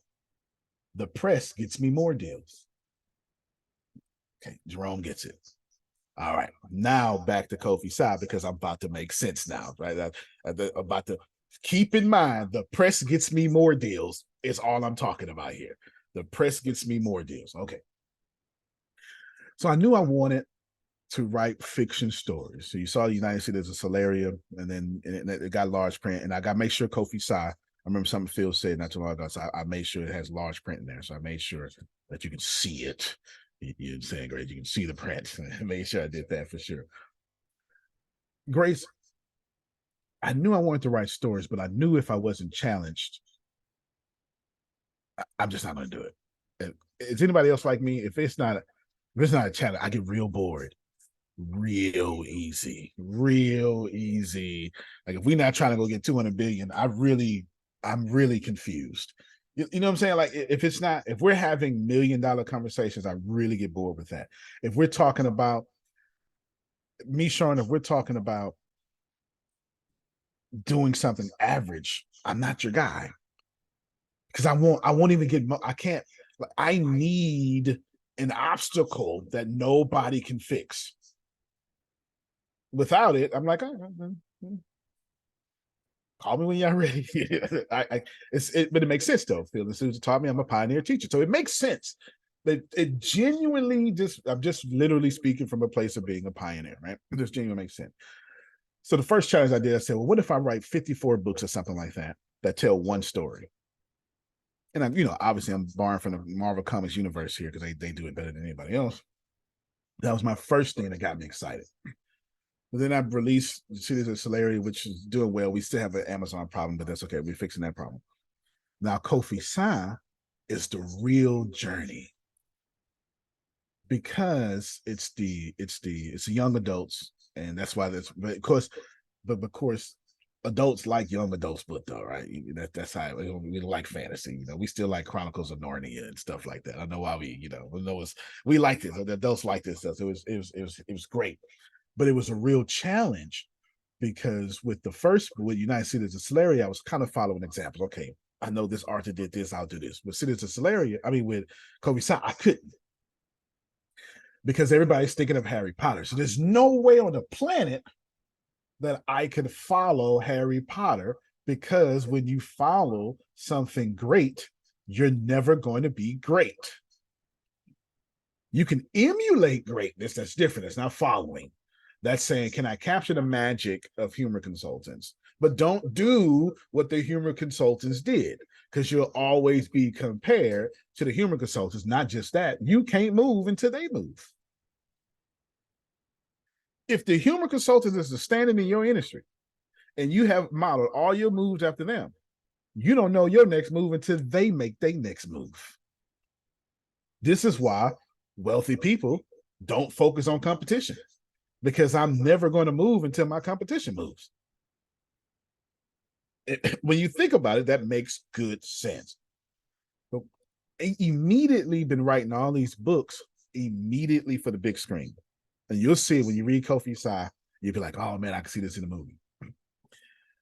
Which brings me now to the teachable points that y'all are to accept my gifts. All right, there you go. I'm already on the field that you get to. Please, I hope you accept my gifts. I hope you. Every time I do it, I gotta wave my hand like I'm passing out blessings. I hope you accept my gifts. I can see the stardust fall from my fingers, Grace. I hope you accept my gift. This is what I want you to do. The end goal for me is to have the Cities of Celeria theme park. That's the end goal for me. That's the end goal. I'm saying this out loud for the first time. The end goal is to have it so big that it's like Disney World, that you walk into this entire theme park, the size of Disney's World or whatever J.K. Rowling is doing on her end over there. This whole thing. Y'all got me so far? This whole thing. Now, obviously you build backwards. How do you do that? You build backwards. Well, you got to have successful books. I decided to the reason why I got Melissa publishing some and I decided to pull these and publish these self, because what I want to do, I need this amount of control to do this risky thing that I need to do. And I need to do it at 2:00 at night on my own. You know what I'm saying? Like I called the other 3 times. Hey, check on this real quick. This morning, it was 6 times I called. Check on this real quick, because I don't know why this ain't doing this. And then I had the subtitle. Anyway, it was Kofi Sa and Nancy Gardens subtitle, Andy and Nancy Gardens. You gotta get rid of that. I did something wrong. I'm not Melissa. Do it better than me, right? You know, did something wrong. I need to do all these changes. So what I did was I recognized that if this is going to work, I need to capture the magic of Harry Potter without doing Harry Potter. So I'm going to explain to you a lot of stuff that I did that is completely different, and catch all this. Let's go with the book cover. Deanna, can you pull up the book cover? Did I send it to one of y'all? Yeah, if you could. Oh, you know what? It's on my website. I think Antonio? Yes, sir. Is Sophie got out? Is that out of Cities of Celeria? It's a character name? It sure is. So the Cities of Celeria is a big universe. Yes.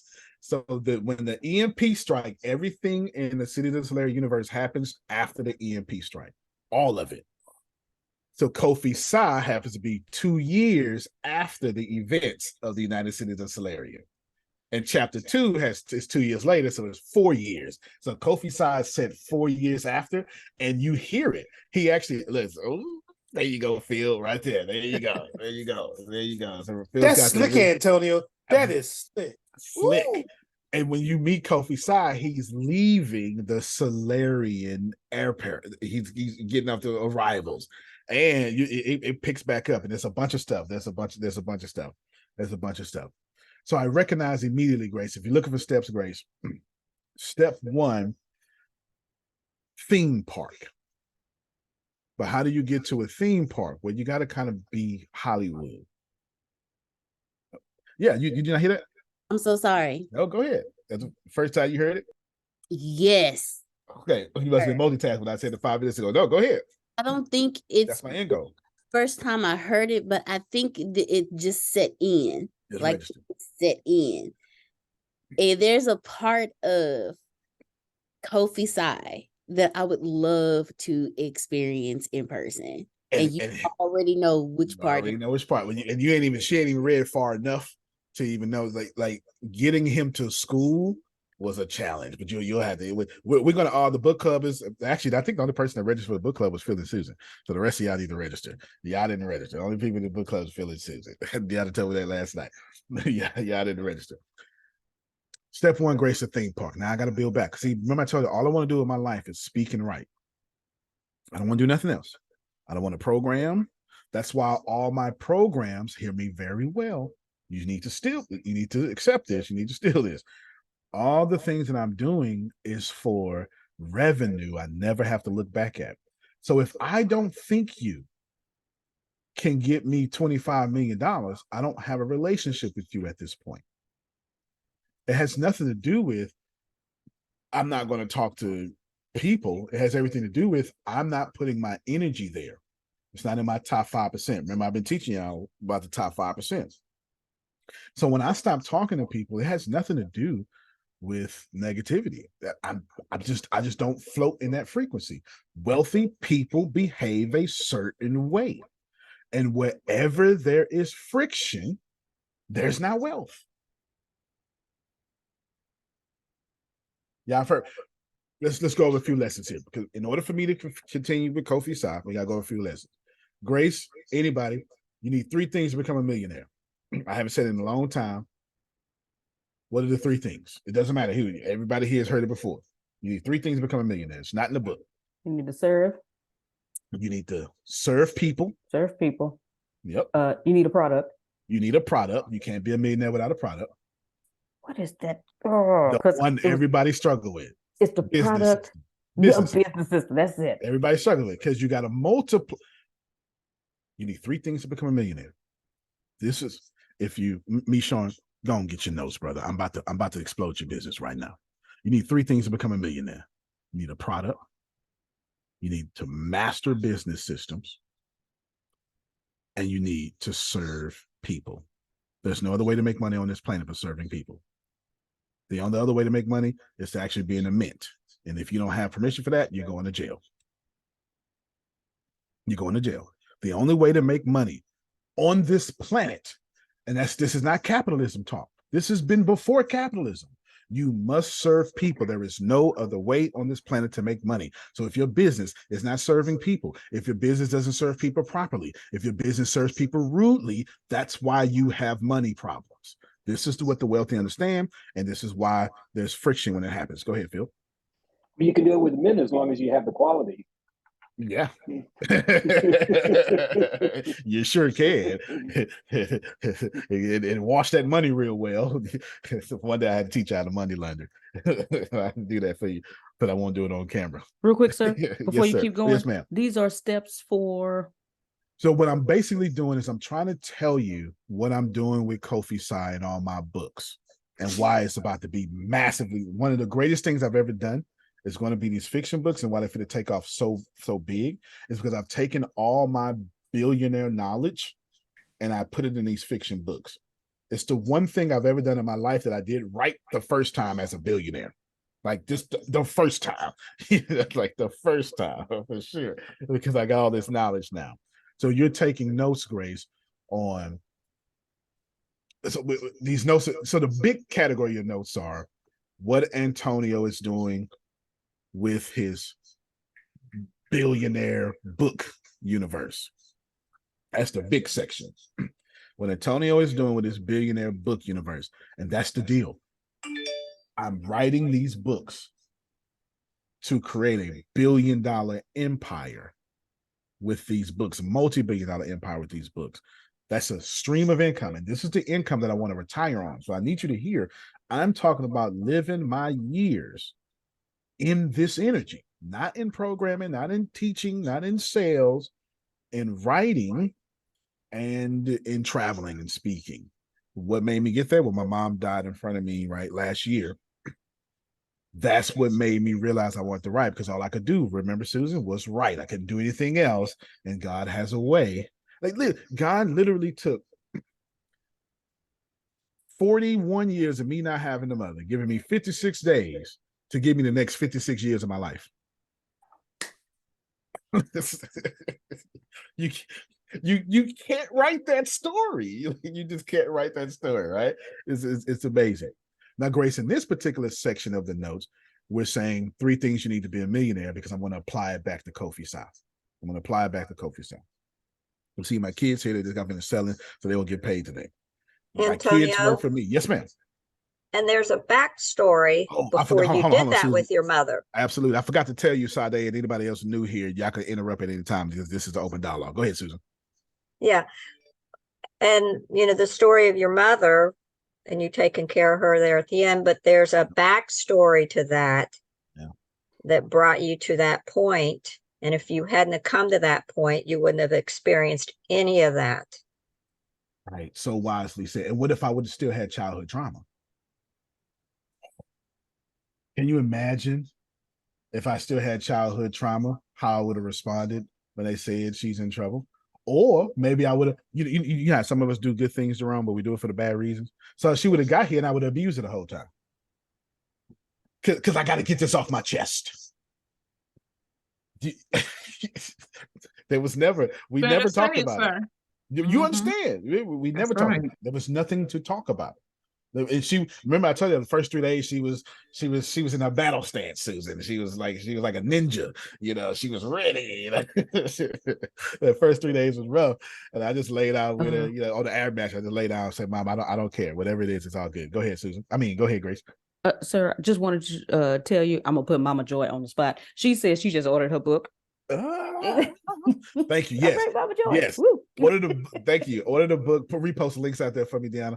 Order the books, whether it be the paperback or it comes out Halloween. Order the books because we're going after today, New York Times bestseller, but I want to get to USA Today bestseller first. Reason why is because the punchline is I'm going to bring these media conglomerates to me. I'm bringing Hollywood to me. See, when I bring Hollywood to me, now it's on my budget. I don't need all their budget. Mr. Smith, come on. Being you putting all this business out there. Talk to me, man. I told you I already went to my mini Tyler Perry. Yep. So I listen to me. I ain't heard back from her yet because she had a death in her family. So that's okay. Makes sense. Heard back, but this ain't got nothing to do with her. This got to do with you. Being you're gonna be bringing Hollywood to you. Yep. You need to know that you got a Hollywood here, so that when she finishes what she got to do, we can get my book in Hollywood too. There you go. I just want to put that out there. Okay. There you go. And Melissa's script writer, and I want to tell you what we do with Melissa right now. But anywho, so what's happening? So when I tell y'all there's a few people, I go Adonia, Phil, Susan, and Graciana. These folk coming with. And I got to jump in here here because that's the epiphany. That's the epiphany that Sharon said we recognize. We said he called me. He said, Michon, listen up. I don't know if you caught it. I said, what? When he said, I said, oh, I caught it too. He said, man, this dude going somewhere, dude. Hey. How can we tag Uncle Michon and everything we doing too with it? Hey, am I saying it? Am I on point? You're on point. Look, and Sharon called. He was on. I said, Sharon, I hear some excitement in your voice here, bro. He's here. Yeah, I know Sharon. He's real quiet. Yeah. And Mama Joy is his wife, so yes. Oh, okay, good. Yeah, you didn't know that, right? No, I didn't know that. Well, you know what? I did. They did mention it. I didn't put 2 and 2 together. Yeah, okay. He logged. Yeah, I didn't put 2 and 2 together until you just said something. They did mention it. Here's the deal about me. People forget 2 things about me. They forget 2 things about me because I'm so nice and I'm so approachable. You forget that I was a spy for the United States Army. And I do a good job making you forget that I was a spy for the United States Army. So I am always 25, 27 moves ahead. And I make people forget that. Secondly, you actually forget that I'm wealthy. I make people forget that. You know, like you, because they're like, man, you're so cool. And then I'll have on like a t-shirt or something. I make you forget that. I literally make you forget that I've been homeschooling my kids for the last 10 years and ain't missed a meal. I ain't gonna never catch COVID-19 because I don't have to go to the grocery store. I ain't been to the grocery store in decades. I just don't go. I don't have to. I don't have to. I spent 15 years, Jerome, without a car. 9 of those years without a license because I got 4 drivers. So I make you forget that. So what happens is, a few amount of people like me, Sean, and you know, Sade or Adonia, they'll go, I see what he's doing. We need to go over there. I have no intentions whatsoever of having a stream of income that's not $1 billion stream of income. I know what my company looks like. I know where I'm going. So the punchline is the theme part. You need 3 things to become a millionaire. You need a product, you need to master business systems, and you need to service people. And every time there is a problem, God, listen to me. Every time you run out of money, one of those things are messed up. So when people say, Antonio, how many, so y'all know, I'm just playing some of this for new people. Y'all know I've been celebrity. I just got, Serena, I was supposed to give Serena this information. Serena was going to bring her and her dad this morning, but I decided against it because she's at home. It's Howard's homecoming week. She with her daughter, and I was like, well, ain't no sense you've been on this call. It's homecoming. You know, how many homecomings are you gonna get with your college student? You know, your college kid. No, you freaking go to homecoming. You know, don't come here, right? You don't go to you go to homecoming. She only gonna have 4 of those if she stays. She might graduate in 3 years because the girl's smart. So yes, no, you don't do that. You don't come here. We can do this another time. Grace, if y'all have money problems, there's 3 things broken in your company. If you ain't got a company, that's why you got money problems, because you don't have a product. You're somebody else's product. If you don't have a product, you are someone else's product, and they're getting wealthy from you because you're selling their product. It's number 1. If you say, well, I got a product, my product works. It worked in the past. Okay. Business systems or serving people. And in most companies, it's all 3. Most companies, it's all 3. Most companies, the second set of most companies, you do 2 things well. You serve people well, and you have a product well, but you suck at business systems. So let me explain the business system to you real quick. How can I take one Antonio and make a million Antonios without sacrificing quality? That's a business system.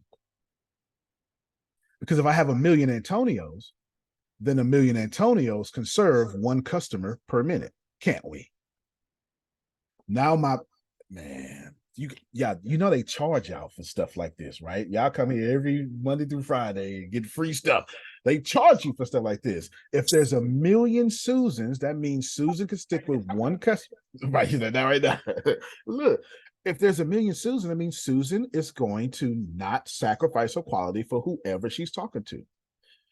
So there's something my college professor taught me that I'll never forget.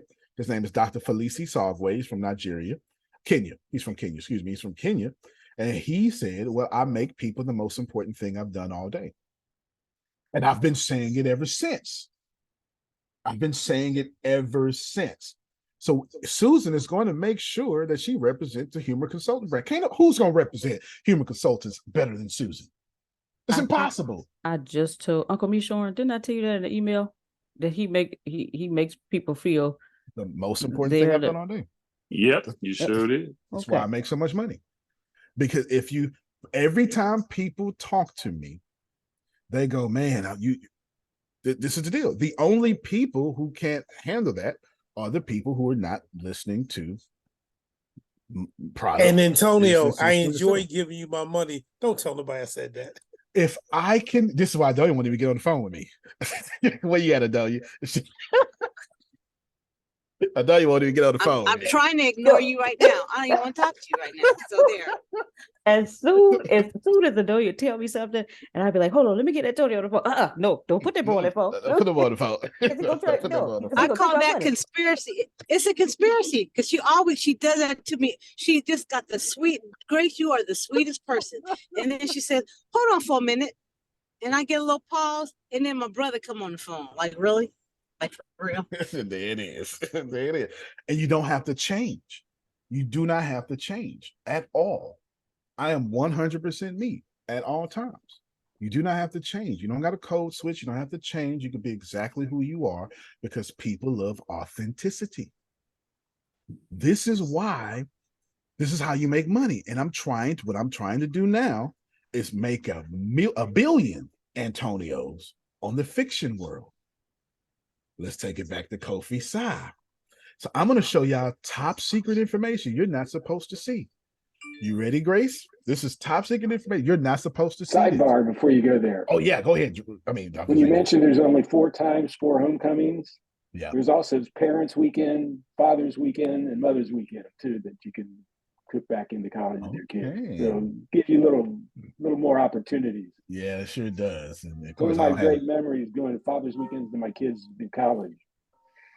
Wow, that's incredible. I've never had a kid in college, so I'll find out. I'll find out. I'll find out for sure. Here is, let's see. Where are we? Nope, not here. Merchandise right here. Nope, not this. Dana, where is all my stuff that I'm going to release with? Oh, you know what? It's in resegregation. Just know, Kofi Sai, I'm going to show you. Kofi Sai has over 50 things that are going to come out with it. 50 things. 50 things, like at minimum, like immediately. Why? Because serving people, business systems, and product. I don't release a product without bundling it. Why would I release a book without bundling it? It doesn't make any sense. We just spent the whole first hour talking about bundle better, create an irresistible offer. So what you're going to have is all Antonio books are going to all come with irresistible offers. Imagine. Is that step 2? Because step 1 is the theme park. So I was trying to see if it's that step 2 or is this in step 1. It's coming. Okay. It's coming. But imagine taking a master salesperson and then him learning how to do fiction writing. You're never going to beat that person because this is not about being the best writer. It's about being the best seller. It's about being the best seller, not about the best writer. See, thinkers think too much. I told you this before.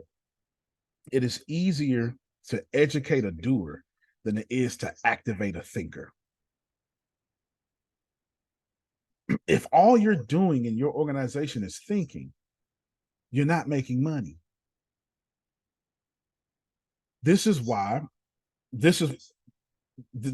around here, and actually thank God for Phil and Susan, we got one meeting a day. It's 15 minutes. It's gone. The rest is doing. It has nothing to do with thinking. Now, this is a master class. This is us going back and forth. This is completely different. Jerome, you need 3 things to become a millionaire. You need a product, you need a business system, and you need to serve people. Now, imagine if someone created a business system like Amazon for their books and then put it on Amazon. There's your number 2, Grace. I've created a business system like Amazon. Antonio, how'd you do it? I'm glad you asked. I'm glad you asked. When I knew about 7-8 years ago, I was talking to Tempest. I knew I was going to get into fiction writing. It took me that long because I was scared of the dialogue, Susan. That was the hard part. Like, how do you go from research writing to then writing dialogue? Like, when it's time for me to relax, I read a book. That's relaxing for me. When it's time for me to relax and enjoy myself, your version of a bubble bath and champagne is me with a crime novel or a post-apocalyptic thriller. That's my bubble bath. and I start falling in love with these books, and I realized, man, the way they do these dialogues back and forth, I got to learn that, and it took so long for me to learn that. It's so difficult because what is a story is dialogue. It's so difficult to write the characters going back and forth, and I had to learn that you can't have characters agree because you can't have dialogue. That's not dialogue.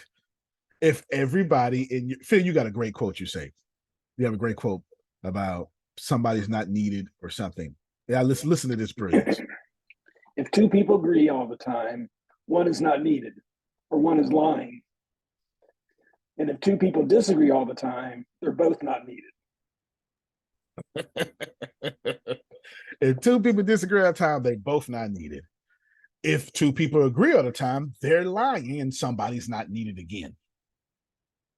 So when everybody here is a CEO, most of you are six figures.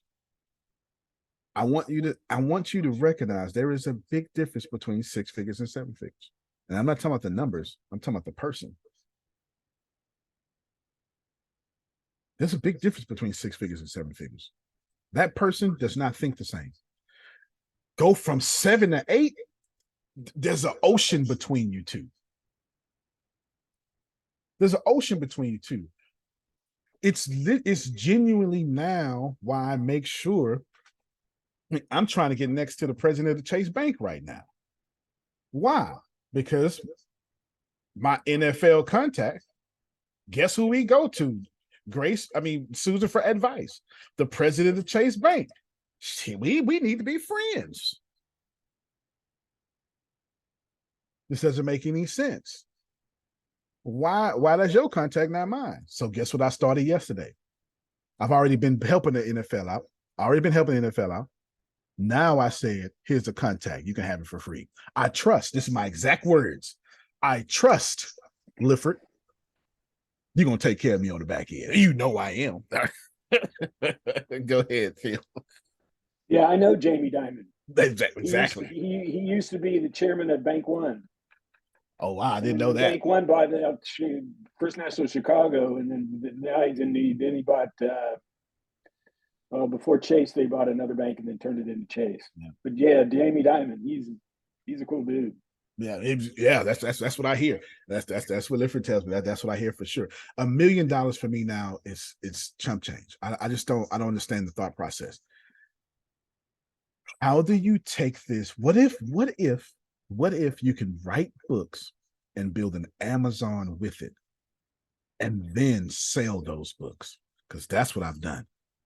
And that's what I'm in the process of. Man, I ain't playing no games, Jerome. No games at all. No games at all. I want to make one post and 10,000 people do something. Go ahead, Grace. Two things. You said a little earlier, you said all your books are going to come with something. Bundles. That's the first thing. Second thing, Uncle Michon has purchased your book. Okay, want to put that out there? Yeah. You know what? Let's keep doing that. If y'all purchase the book, let's keep doing that so we can get, because I want people on audio to hear it as well. I want people on audio to hear it as well. Because right now it's not going to say anything, but on the 31st, it's going to move me up in ranking, and then we're going to hit that bestseller, and it's over. Let's go back to the punchline. Notice how I'm using me, but I'm not talking about me. I'm giving you a skill set to do it with you. The punchline is, I'm not fit to pay Hollywood nothing. Now, I'm not saying I'm not going to pay my way. That's not. But if you bring them, that's a whole different conversation. If I pitch my idea, they got power. If they come to me and pitch, I got power. And let me tell you why this is important. Because I'm literally taking this from J.K. Rowling now. She insisted all British actors. I am insisting all Ghanaian actors. We getting ready to do the audio. Yeah, you're right. For real, Susan, right? We getting ready to do the audio book. It's going to be one English person who's going to be the narrator, but all the voices in there are Ghanaian. Everyone in the accent. So every time the dialogue happens, that's exactly what's going to happen. And see, so people will say, oh, well, J.K. Rowling, she's being racist. No. She was protecting her brand because the book happened in Britain. My book happens in Ghana. Kumasi is the first thing you see is the Kumasi airport, for God's sake. The entire book happens in Ghana. Now, of course, you can only do you can only do this. This is why Deanna's taking trips and stuff. Since I go to Ghana, and I like Ghana, I be taking notes while I'm there. I guarantee you, the Minnesota St. Paul airport is going to end up getting destroyed in the United States of Solaria book 2. I guarantee you. I'm in there too much. I know all the corridors. I can do a whole fight scene. I can do a whole fight scene. I know all the corridors. I'm in there too much for sure. I'm in there too much. Anywhere you go becomes, because the setting becomes a character. I got Antonio, yes, ma'am. If you need a Ghanaian dance team, Sure I know the best in the world. But then I need them. Yeah, and when they're in their full dress and all that, I have a lot of pictures of them, but of course I wouldn't be able to share them, but without their permission. But having the real deal, that yep, having the real deal, because they tell a story. The whole thing is a story. The whole dance is a story. The dance is a story, and it's lovely. It's lovely. Y'all give me about 30 extra minutes. I want to give y'all this information, and we're done. This is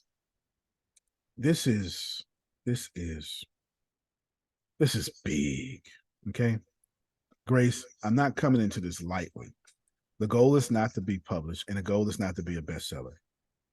The goal is the theme park. So that's called a defining moment.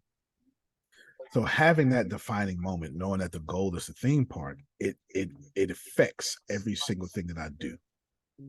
It affects, there goes Sade right there. It affects, give me a second, I'll let you introduce yourself. It affects every single thing that I do. Okay, the two, Phil I don't know what he's on the screen, Phil and Susan, those are the two people that you're going to end up working with. So it affects every single thing that I do. This theme park is everything. Go ahead, Deanna. I was making a note because I want to make sure I got this correct. So when you create anything, right? Something that I've been picking up on, so I just want to make sure I got this right. Perfect. I have not been putting into practice. Anytime you create anything, you don't just create it for what it can do now. You before you create it, you think about, okay, what is the end goal of this product? What is the end goal of this conference? What is the end goal of this course? What is think like a billionaire book? Right. I think like a billionaire. My thinking is very different. It's so far out. That Everybody misses it because I'm so freaking approachable that people actually forget you should probably listen more. Everybody forgets. Everybody forgets. Dang, but billionaires don't forget. Billionaires don't forget. It's why I rarely say anything. It's why I rarely say anything. And it's always why I surround myself with people who make far more money than me. Always. I am always the least person in the room. Like, don't let these calls fool you. I'm the chief here. I can't grow here. Let's keep it real. I can't grow in my company. Another thing that I peeped, I told someone, Antonio is the alpha here. I'm not the alpha here. Antonio the alpha, and he gets all my attention. When I have my meetings, I'm the alpha at my shop, okay? But I'm on your shop. I'm in your time, and you get my attention. That's what it is. That's what it is. If I tell you to say something, you say something. You talk. I don't give a damn what you say. Don't bother me. Y'all, this is one of the only platforms in the world to where y'all interrupt me all day long when we talk about it. And you freely interrupt me and we listen. And it's not even an interruption. We've been doing it for 5 years now. See, a lot of people say, I want you to have a voice, but they don't give you a voice. This is what, so you think about it like a church. A church will say, when I was trying to have the church diverse, the church would say, well, we're diverse. No, you have Black people in your choir. You have Black people in your pews. There's no Black leadership up there. That's not diverse. No, because just because you have different people, if they do not have a voice, and if they're not on your chief of staff, your staff, you're not diverse. ECS is a very diverse company, They got a bunch of people who are none, whatever, on staff. Very diverse company, okay? Very diverse company. Antonio? Yes, sir. That's one of the habits of Stephen Covey's 7 Habits of Highly Effective People. Begin with the end in mind. That's one of the 7. 1 to 7. So, Deanna, you're correct. I begin with the end in mind, but there's a difference. There is a stark difference between not just Deanna, not just the way I do things, but every business I have that y'all know of has a culture that acts just like me. Fun, crazy. Oh, it feels differently here. Because however I act is what my product gonna end up being. However I behave, leadership is duplicated downwardly. I'm gonna go back to it. If you have money problems, you are struggling in your product, you're struggling in your business systems, or you're struggling in serving people. Now check this out. Let's spiritualize that, B. Sean. We're gonna spiritualize that. If you lack money, you have arrogance. What is arrogance? To not receive new information. That's all arrogance means. It means you're on autopilot. You were doing what you think you're doing. And what does Antonio say? Winning never taught me anything but to be superstitious, arrogant, and comfortable. If I keep doing what got me winning and we're no longer winning, it's because I'm superstitious now. I believe I was successful when I did this yesterday. Yeah, yesterday changed. It ain't working no more. So you have to change. And y'all know I'll get here quick. Grace, tell her what I'll do. So that I get here. Oh, you mean like, okay, we doing this? How much I'll change real quick? I'll change the whole company. Okay. We'll he say, okay, this the plan what we're doing. We like, all right. Tomorrow, we gonna do something else. Wait a minute. You just we just learned about Susan, we selling dolphins now. We selling dolphins now. This is what it is. I see a spike in dolphins. We catching this wave. I would change this whole company. Antonio, you do that on the calls all the time. You got your agenda, and the next thing you know, something come up, and we sitting there going, "What just happened?" I changed, and it's fantastic. I changed because I don't run nothing. My customers do. You get it? My customers run stuff. I don't run nothing. The customer's always wrong. The customer's always wrong. The market is always right. The customer's stupid. The customer's a dumbass. The market is a genius. Okay, go ahead, Phil. Yeah, one of the quotes that'll be in our quote book that we're getting published here is, it used to be, if it ain't broke, don't fix it. Now, if it's working, it's probably obsolete. Facts, especially now with the information age, okay? Especially now, Grace, do me a favor, time me 7 more minutes, and then I want to switch to Sade. Okay, time me 7, but I need to give you this value here. So I'm going. If you don't mind, can I just jump into, because it's on my head? You said something, and I just about to drop. You said diversity. Oh, I'm diverse. Look at the people that are everything. Sound like Democrats and Republicans. Okay. Yeah. Both of them think they're diverse. Both of them. Yeah. Oh, I'm diverse. I'm in. But who's managing things? Don't look like nobody. Don't look like nobody. But I'm diverse. They're not diverse. I just had to throw that in there. Just because you hire people will not make you diverse. And just because you got people on your staff don't make you diverse. Diversity it's when people have a voice. Let me explain what capitalism really is. Capitalism. First of all, let me defend capitalism. Capitalism has problems, but let me defend it just for a moment. Capitalism is not the problem. Jesus said the poor would be with you always before capitalism. There has always been rich and poor. So something else is the problem, and it's this up here. But I'll leave that alone for right now because I'm running out of time. But I want to give Sade a voice here. So this up here, though, there was always poor people before capitalism. So stop blaming capitalism for the wealth gap.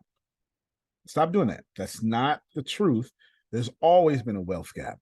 You can do something about it, but to each his own. You do what you want to do. As for me, I tried pour it. It stinks. You get musty. You don't even smell right here, Jerome. You understand what I'm saying?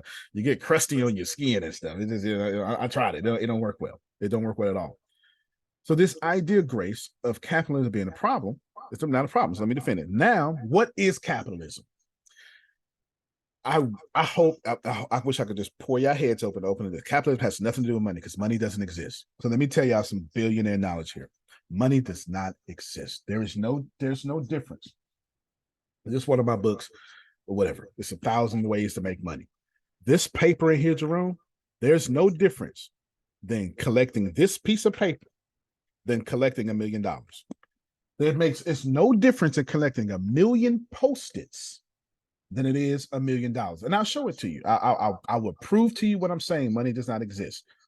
On my screen, here in a second, there's going to be a calculator. I did this with y'all, with some of y'all the other day. 409 500 1546 is my number. I freely give it out to the world so all my fans can reach out to me via text me though. Text me. Don't call me. Text me, please. This is not 1980. Text me. Where's Grace? I need your math. What is this number? Okay. That's a comma. 4. Wait. It's a 4 billion. Yeah, it looks like 4 billion to me. Yes, 4 billion, 95 million, 1,546. I just put 4 billion on my calculator. Easy. But these numbers mean something when they're in the bank, though, don't they? But what? Did I divinely deputize the number 4? Did I anoint the number 0? Did number 5 get pregnant all of a sudden? Did number 0 come from lucky sperm? What makes these numbers different? Absolutely nothing. What makes the money different is who's controlling resources. I just put 4 billion on the calculator. See, y'all got different. Your money goes jacked up. Your bank account should look like your phone number with your country code. Your favorite restaurant shouldn't even be in the country you live in. But I think like a billionaire. I don't want to own an airplane. I want to own all the nuts and bolts that's keeping the airplane together. See, I want to get paid. Owning an airplane, Susan, that's good. But when the pandemic happened, these nuts and bolts, they still ready. They hot and ready. The airplane getting grounded. These nut and bolts hot and ready, like Little Caesar's pizza. There's a difference. What do you want to own? Do you want to own the car or the seatbelt company? Because I could put my seatbelts in many of cars. I can only make one Honda Civic. And then they give me seasons for that, Jerome. They give me seasons. This is the 2023 one. Nope. This is the seatbelt all y'all using. And all them seatbelts look like little gray things that get stuck. What do you want to own? The light bulb or the little incandescent thing that light up hot? You can have the glass. I'll take what you need. You can have Tesla. I'll take the patent. That's the business system. Okay, go ahead, Diallo. I got like 1 more minute left. No, you take your time. I need an answer to this question. And okay. When it comes to my industry. Okay. Your industry is what? I know it, but you need to explain it for everybody else and people that's going to be on podcast. Okay, so you can only be in 3 industries: health, wealth, relationships. Health, wealth, and relationships. My industry is health. Okay. But I can spread into other ones, but my industry is health. That's correct. Physical, emotional health.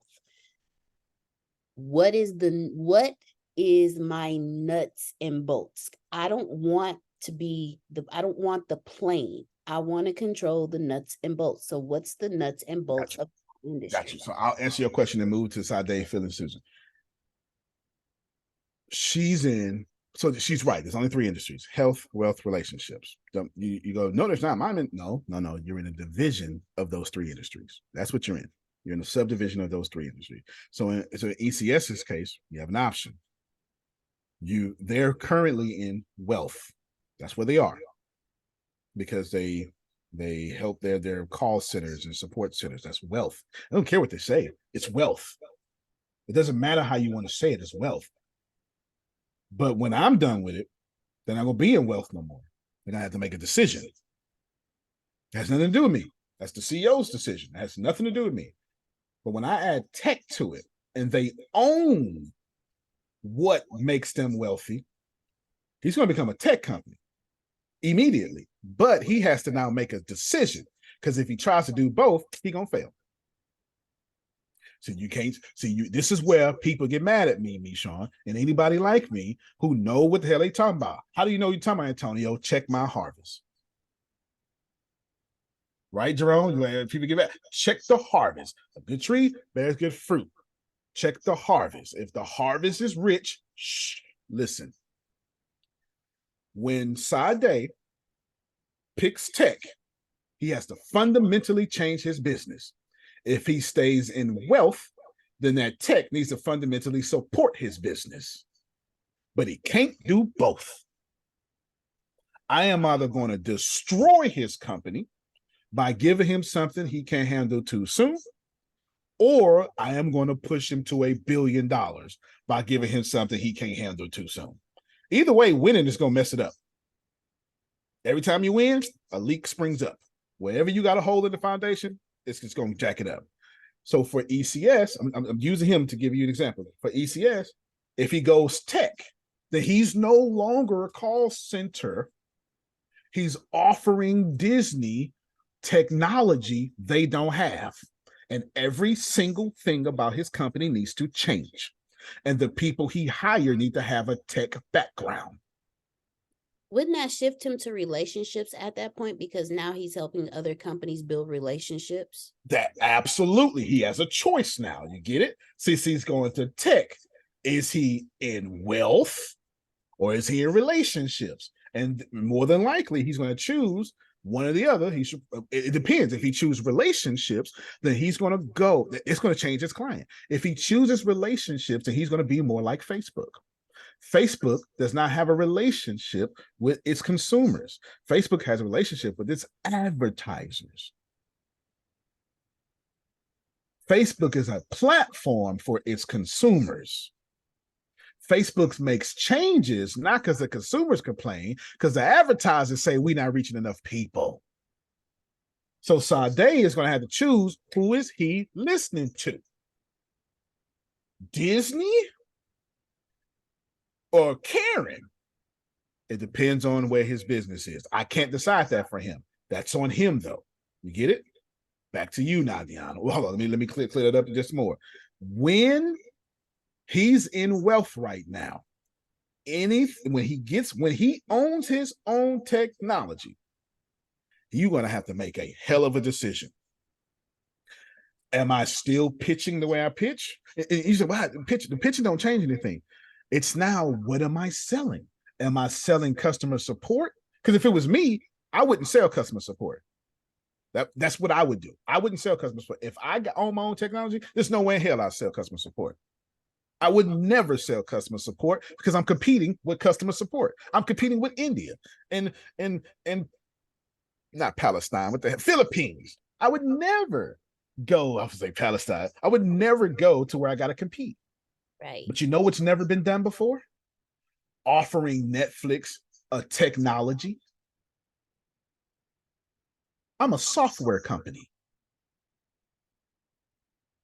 I'm software as a service. And then I would change my prices by 3.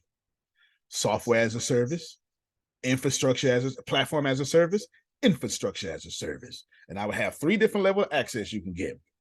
Netflix, if you want us to do all this for you, say less. That's going to be $10 million a month, though. Netflix, if you just want us to staff you, this is your support. So if you just want us to staff you, that's our platform. And also the monthly fee. Or you can save money if you just cut us a $10 million check one time. We'll take care of this. I'm selling my technology. I'm not selling customer support. My technology just happens to come with free customer support. So that would still be wealth.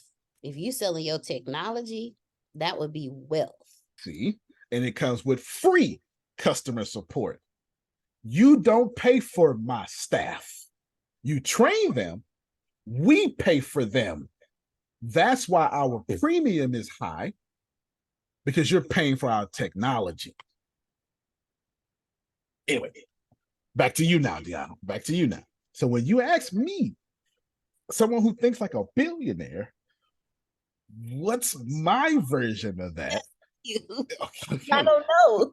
I do. I know. I'm going to tell you what I would do. It would never be books. That don't mean I won't have them. You know what I would own? Are you familiar with Rock Nation? Excuse me. Who's familiar with Rock Nation? Grace, pull up ChatGPT. Pull up. Can you tell me about Rock Nation, if you could? Just do this here, and then I'm gonna be done, and we get. Are you telling me? I would absolutely be Rock Nation if I was you. I would absolutely be Rock Nation. I would do it for personal development. I would launch my own career with my 46 principles with Rock Nation. I would control my own Rock Nation, and then I go to Les Brown. Hey, you want to sell out like me? And I would sell my company to Sting, Kevin Hart. Don't ask me. That the nuts and bolts. Go ahead, Grace. Type in can you tell me, please tell us what is the company Rock Nation, the touring company Rock Nation? So you're telling me that my nuts and bolts should be always providing a platform for those who are in the personal development, personal growth industry. I'm saying something more. Okay. You're right, though. What I'm saying is your nuts and bolts should work when you not. Your nuts and bolts people should think they saving money by buying from you in bulk. Nobody buys 2 nuts and bolts. They buy 2 million. Okay, so what is that? I'm showing you right now. Look on the screen. Rock Nation, founded by Jay-Z, does music, film, television, sports medicine, fashion. Stop your screen, Grace. I got it from here because you know Jay-Z's my hero. Rock Nation, when you go look at Beyonce tour, Taylor Swift tour, it'll probably say by Rock Nation. He ain't on tour no more, but everybody using his company. Kevin Hart just did a whole Netflix special. Rock Nation got him in Madison Square Garden. Kevin Hart sold out in 23 minutes now. That's incredible. Kevin Hart sold out in 23 minutes. So that's incredible in itself. The only non-musician to sell out Madison Square Garden. That makes no sense. That don't make no sense. That don't make no sense at all. No sports, no music. A dude telling jokes out of Madison Square Gardens. It costs $3 million just to turn the lights on. Just to turn them on. Not the full bill. To flip the switch is $3 million at Madison Square Garden. Go ahead, Phil. Jessica and Roger Rabbit. Oh, when they said Jessica, you're the hottest. I'm sorry. Sorry, they got to hop off. He had to hop off. Go ahead, though. You're the hottest tune in Toonsville. What, Roger? And then you see Roger Rabbit in the room going, and Jessica Rabbit goes, he makes me laugh. Oh, right. Oh, right. I used to love that cartoon. Well, it's not really a cartoon. It's a movie cartoon. Oh, man, I can't tell you how many times I watched Roger Rabbit. Can't tell you how many times I watched it. Maybe 10, 11 times, Grace. And I had no business watching it, though. Now that I think about it. Now that I'm rolling it in my head. I was too young to be watching. Jessica Rabbit was 2'5". I was too wrong. I was too grown, too much of a kid to be watching. So I had to do Saturday now. But he just sent me a message, and he's looking forward to meeting y'all because I already set that up. So let me just do this for the next 11 minutes, like I said I was. Deanna, I wouldn't focus on my 46 principles being my worth. I'd focus on my 46 principles starting my touring company, which you have a background in. My conference company, which you have a background in. And I would get so big that people say, well, Deanna, can you come to us? Sure enough. And this is when I would start touring for other people. when I can charge $80,000 a keynote, that's when I know I can go to Les Brown. Hey man, you want to make $80,000 like me? And then I would sell my DeMarie group or my Always Becoming. I had Taylor Swift doing a concert. Why? Because the artists can't do it. They're using somebody. So I wouldn't even go after musicians. But guess who wants to tell their story, Deanna? Everybody with a past. So I need to become the Rock Nation for speakers. Yeah. That's what I would do. There's no, I don't know of a single company in the world that specializes at putting speakers in stadiums. I've never seen it.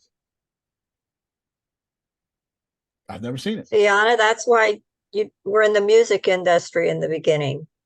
See, there was a purpose for that. There's a purpose for that. There's your nuts and bolts. Okay. There's a purpose for that. There's your nuts and bolts. You get it, Deanna? That's what I would do. That's me. I'm not telling you to do that. And you got a nut and a bolt here. Yeah, literally. All right, so wrapping up. This is how Deanna's going to bring all the next great speakers to her. This is how I'm bringing Hollywood to me. It's the same concept. It's the same concept. So when I tell y'all, please give me a review, it has nothing to do with me trying to look good. That's a side effect. Don't get it twisted. That's part of it, Grace. That's not why I'm trying to get a review. That's not what I'm trying to do at all. I'm trying to show Hollywood, look how many satisfied people I got. It's a pitch. I'm attempting to go, look at what I have. Look at what I've done already. Look at what I've done already. Don't mess up my book. You know what? That's okay. That's okay. I have Susan direct it. You just sit down. You know, like, you know, feel it directed. You sit down, move. You know, Melissa, write the screenplay. Sit down, because this is what it's about. This is what it's about. I don't know another way to confess to you how quickly you need to get started, but I can tell you none of this is possible. None of this is possible without my podcast. When I start realizing that my podcast was my biggest audience,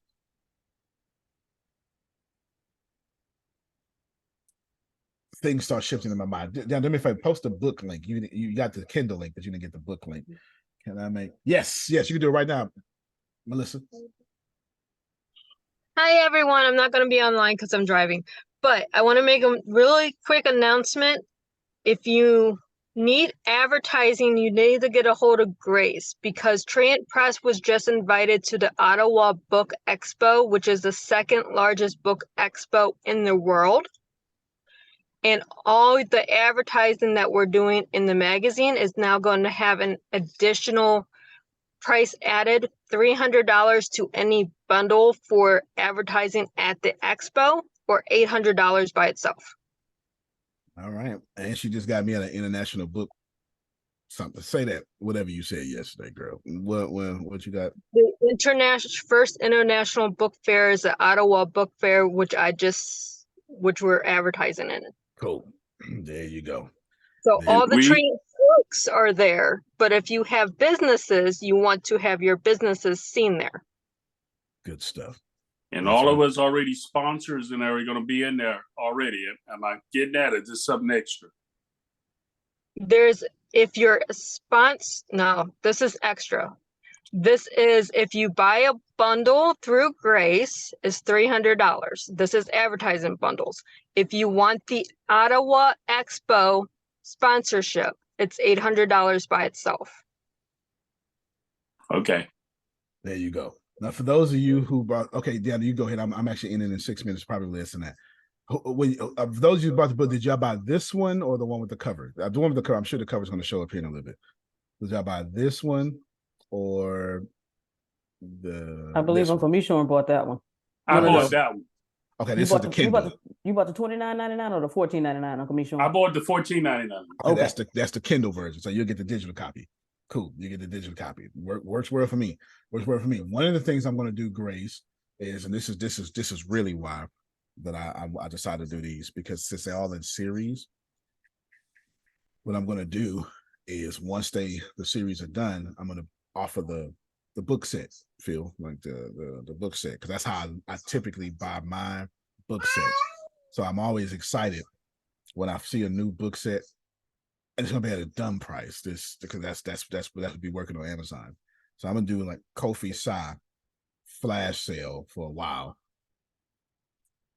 for like 99 cents, Grace, or something like that. You know, something crazy. You know, something crazy like that. And you know, you I ain't want to be messing nobody publishing company up like that. But I could mess up mine. You understand? I can mess up mine because I have a whole different agenda, a whole different goal. And remember, I wasn't even gonna release Cities of Soleil until I did all 4 of them.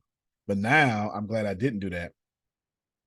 Now what I'm doing, because Kofi Sai, I mean, United States of Soleil wound up being, it's at 3 more books. The story wrote itself, so it's like 3 more books after that.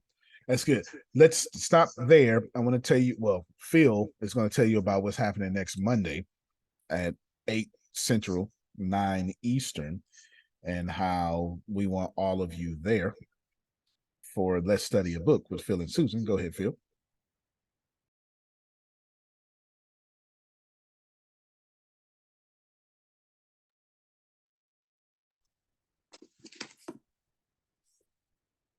Love and Work by Marcus Buckingham. The subtitle is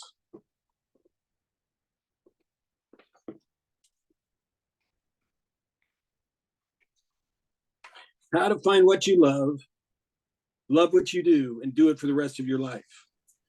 We're in it. We've got recordings of it. You can catch up. You just come on Monday and we'll be starting on chapter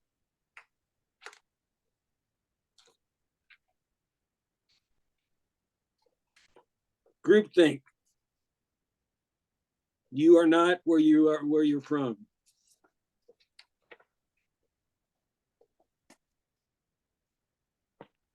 Anybody who's been there, who's been listening, like to give a testimonial? The book is really good. It breaks down different things from like your weird. Weird is a noun, WYRD. It's whatever it is that you do. That's your weird. Like math is my weird, you know? And so breaks down stuff like that. And he opens the book up saying, hey, have you ever done an evaluation on yourself? It's like, wait a minute. No. So, and he really goes in and breaks down the inner you so that you can really realize and focus on who you really are, so that you can have that love and that work, which really equals ministry, you know. So great book. Great job.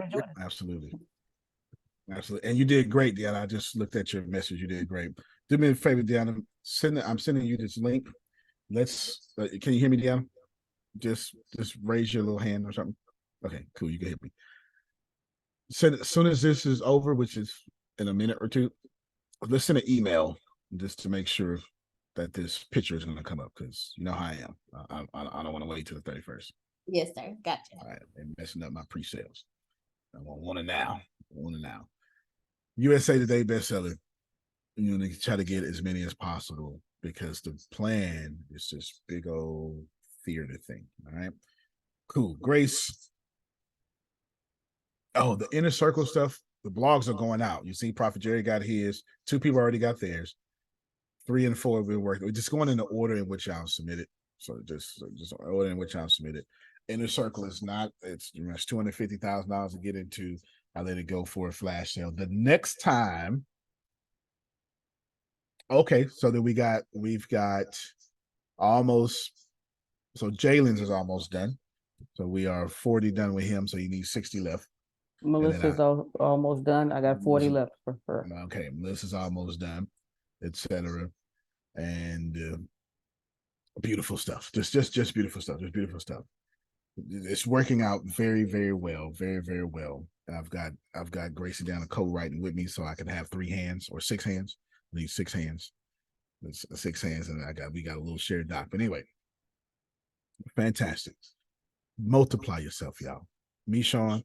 Your company is no longer Now there's a whole media company that sets trends. It's absolutely sets trends. You're raising the yes, country. sir.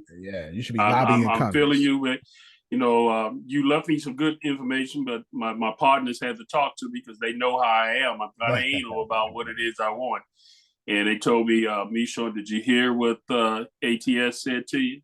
You know, I know you said you gotta you can't do everything on the first date. Yeah. You heard, because I'm pretty anal about what it is I like. I do understand. And I kind of tell people what I feel up front. Yeah. But my partners was telling, did you hear Antonio tell you? You can't do that on your first date. Because I caught you. Yeah, but it's a struggle. It's a struggle. All right. It's a struggle. A patient entrepreneur don't exist. God's never made one. Never. Yeah. But I appreciate you. I am honestly recreating myself. I mean, not retard, but I'm making some curves. Right. I'm making some changes because of core what I'm getting from you. Yeah, absolutely. So I appreciate y'all very much. We'll see you all Monday. I'll pick back up maybe Thursday or something more about this here, the COVID side, and I'll just start from the beginning instead of split it up and just give you out more things what I'm doing. Just in the meantime, watch everything. Watch every Grace will be texting y'all. Watch every single thing.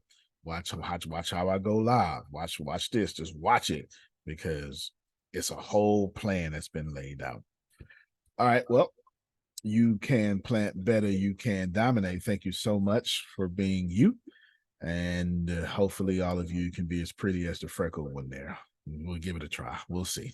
We'll see if y'all can pull it off. Love you, everybody.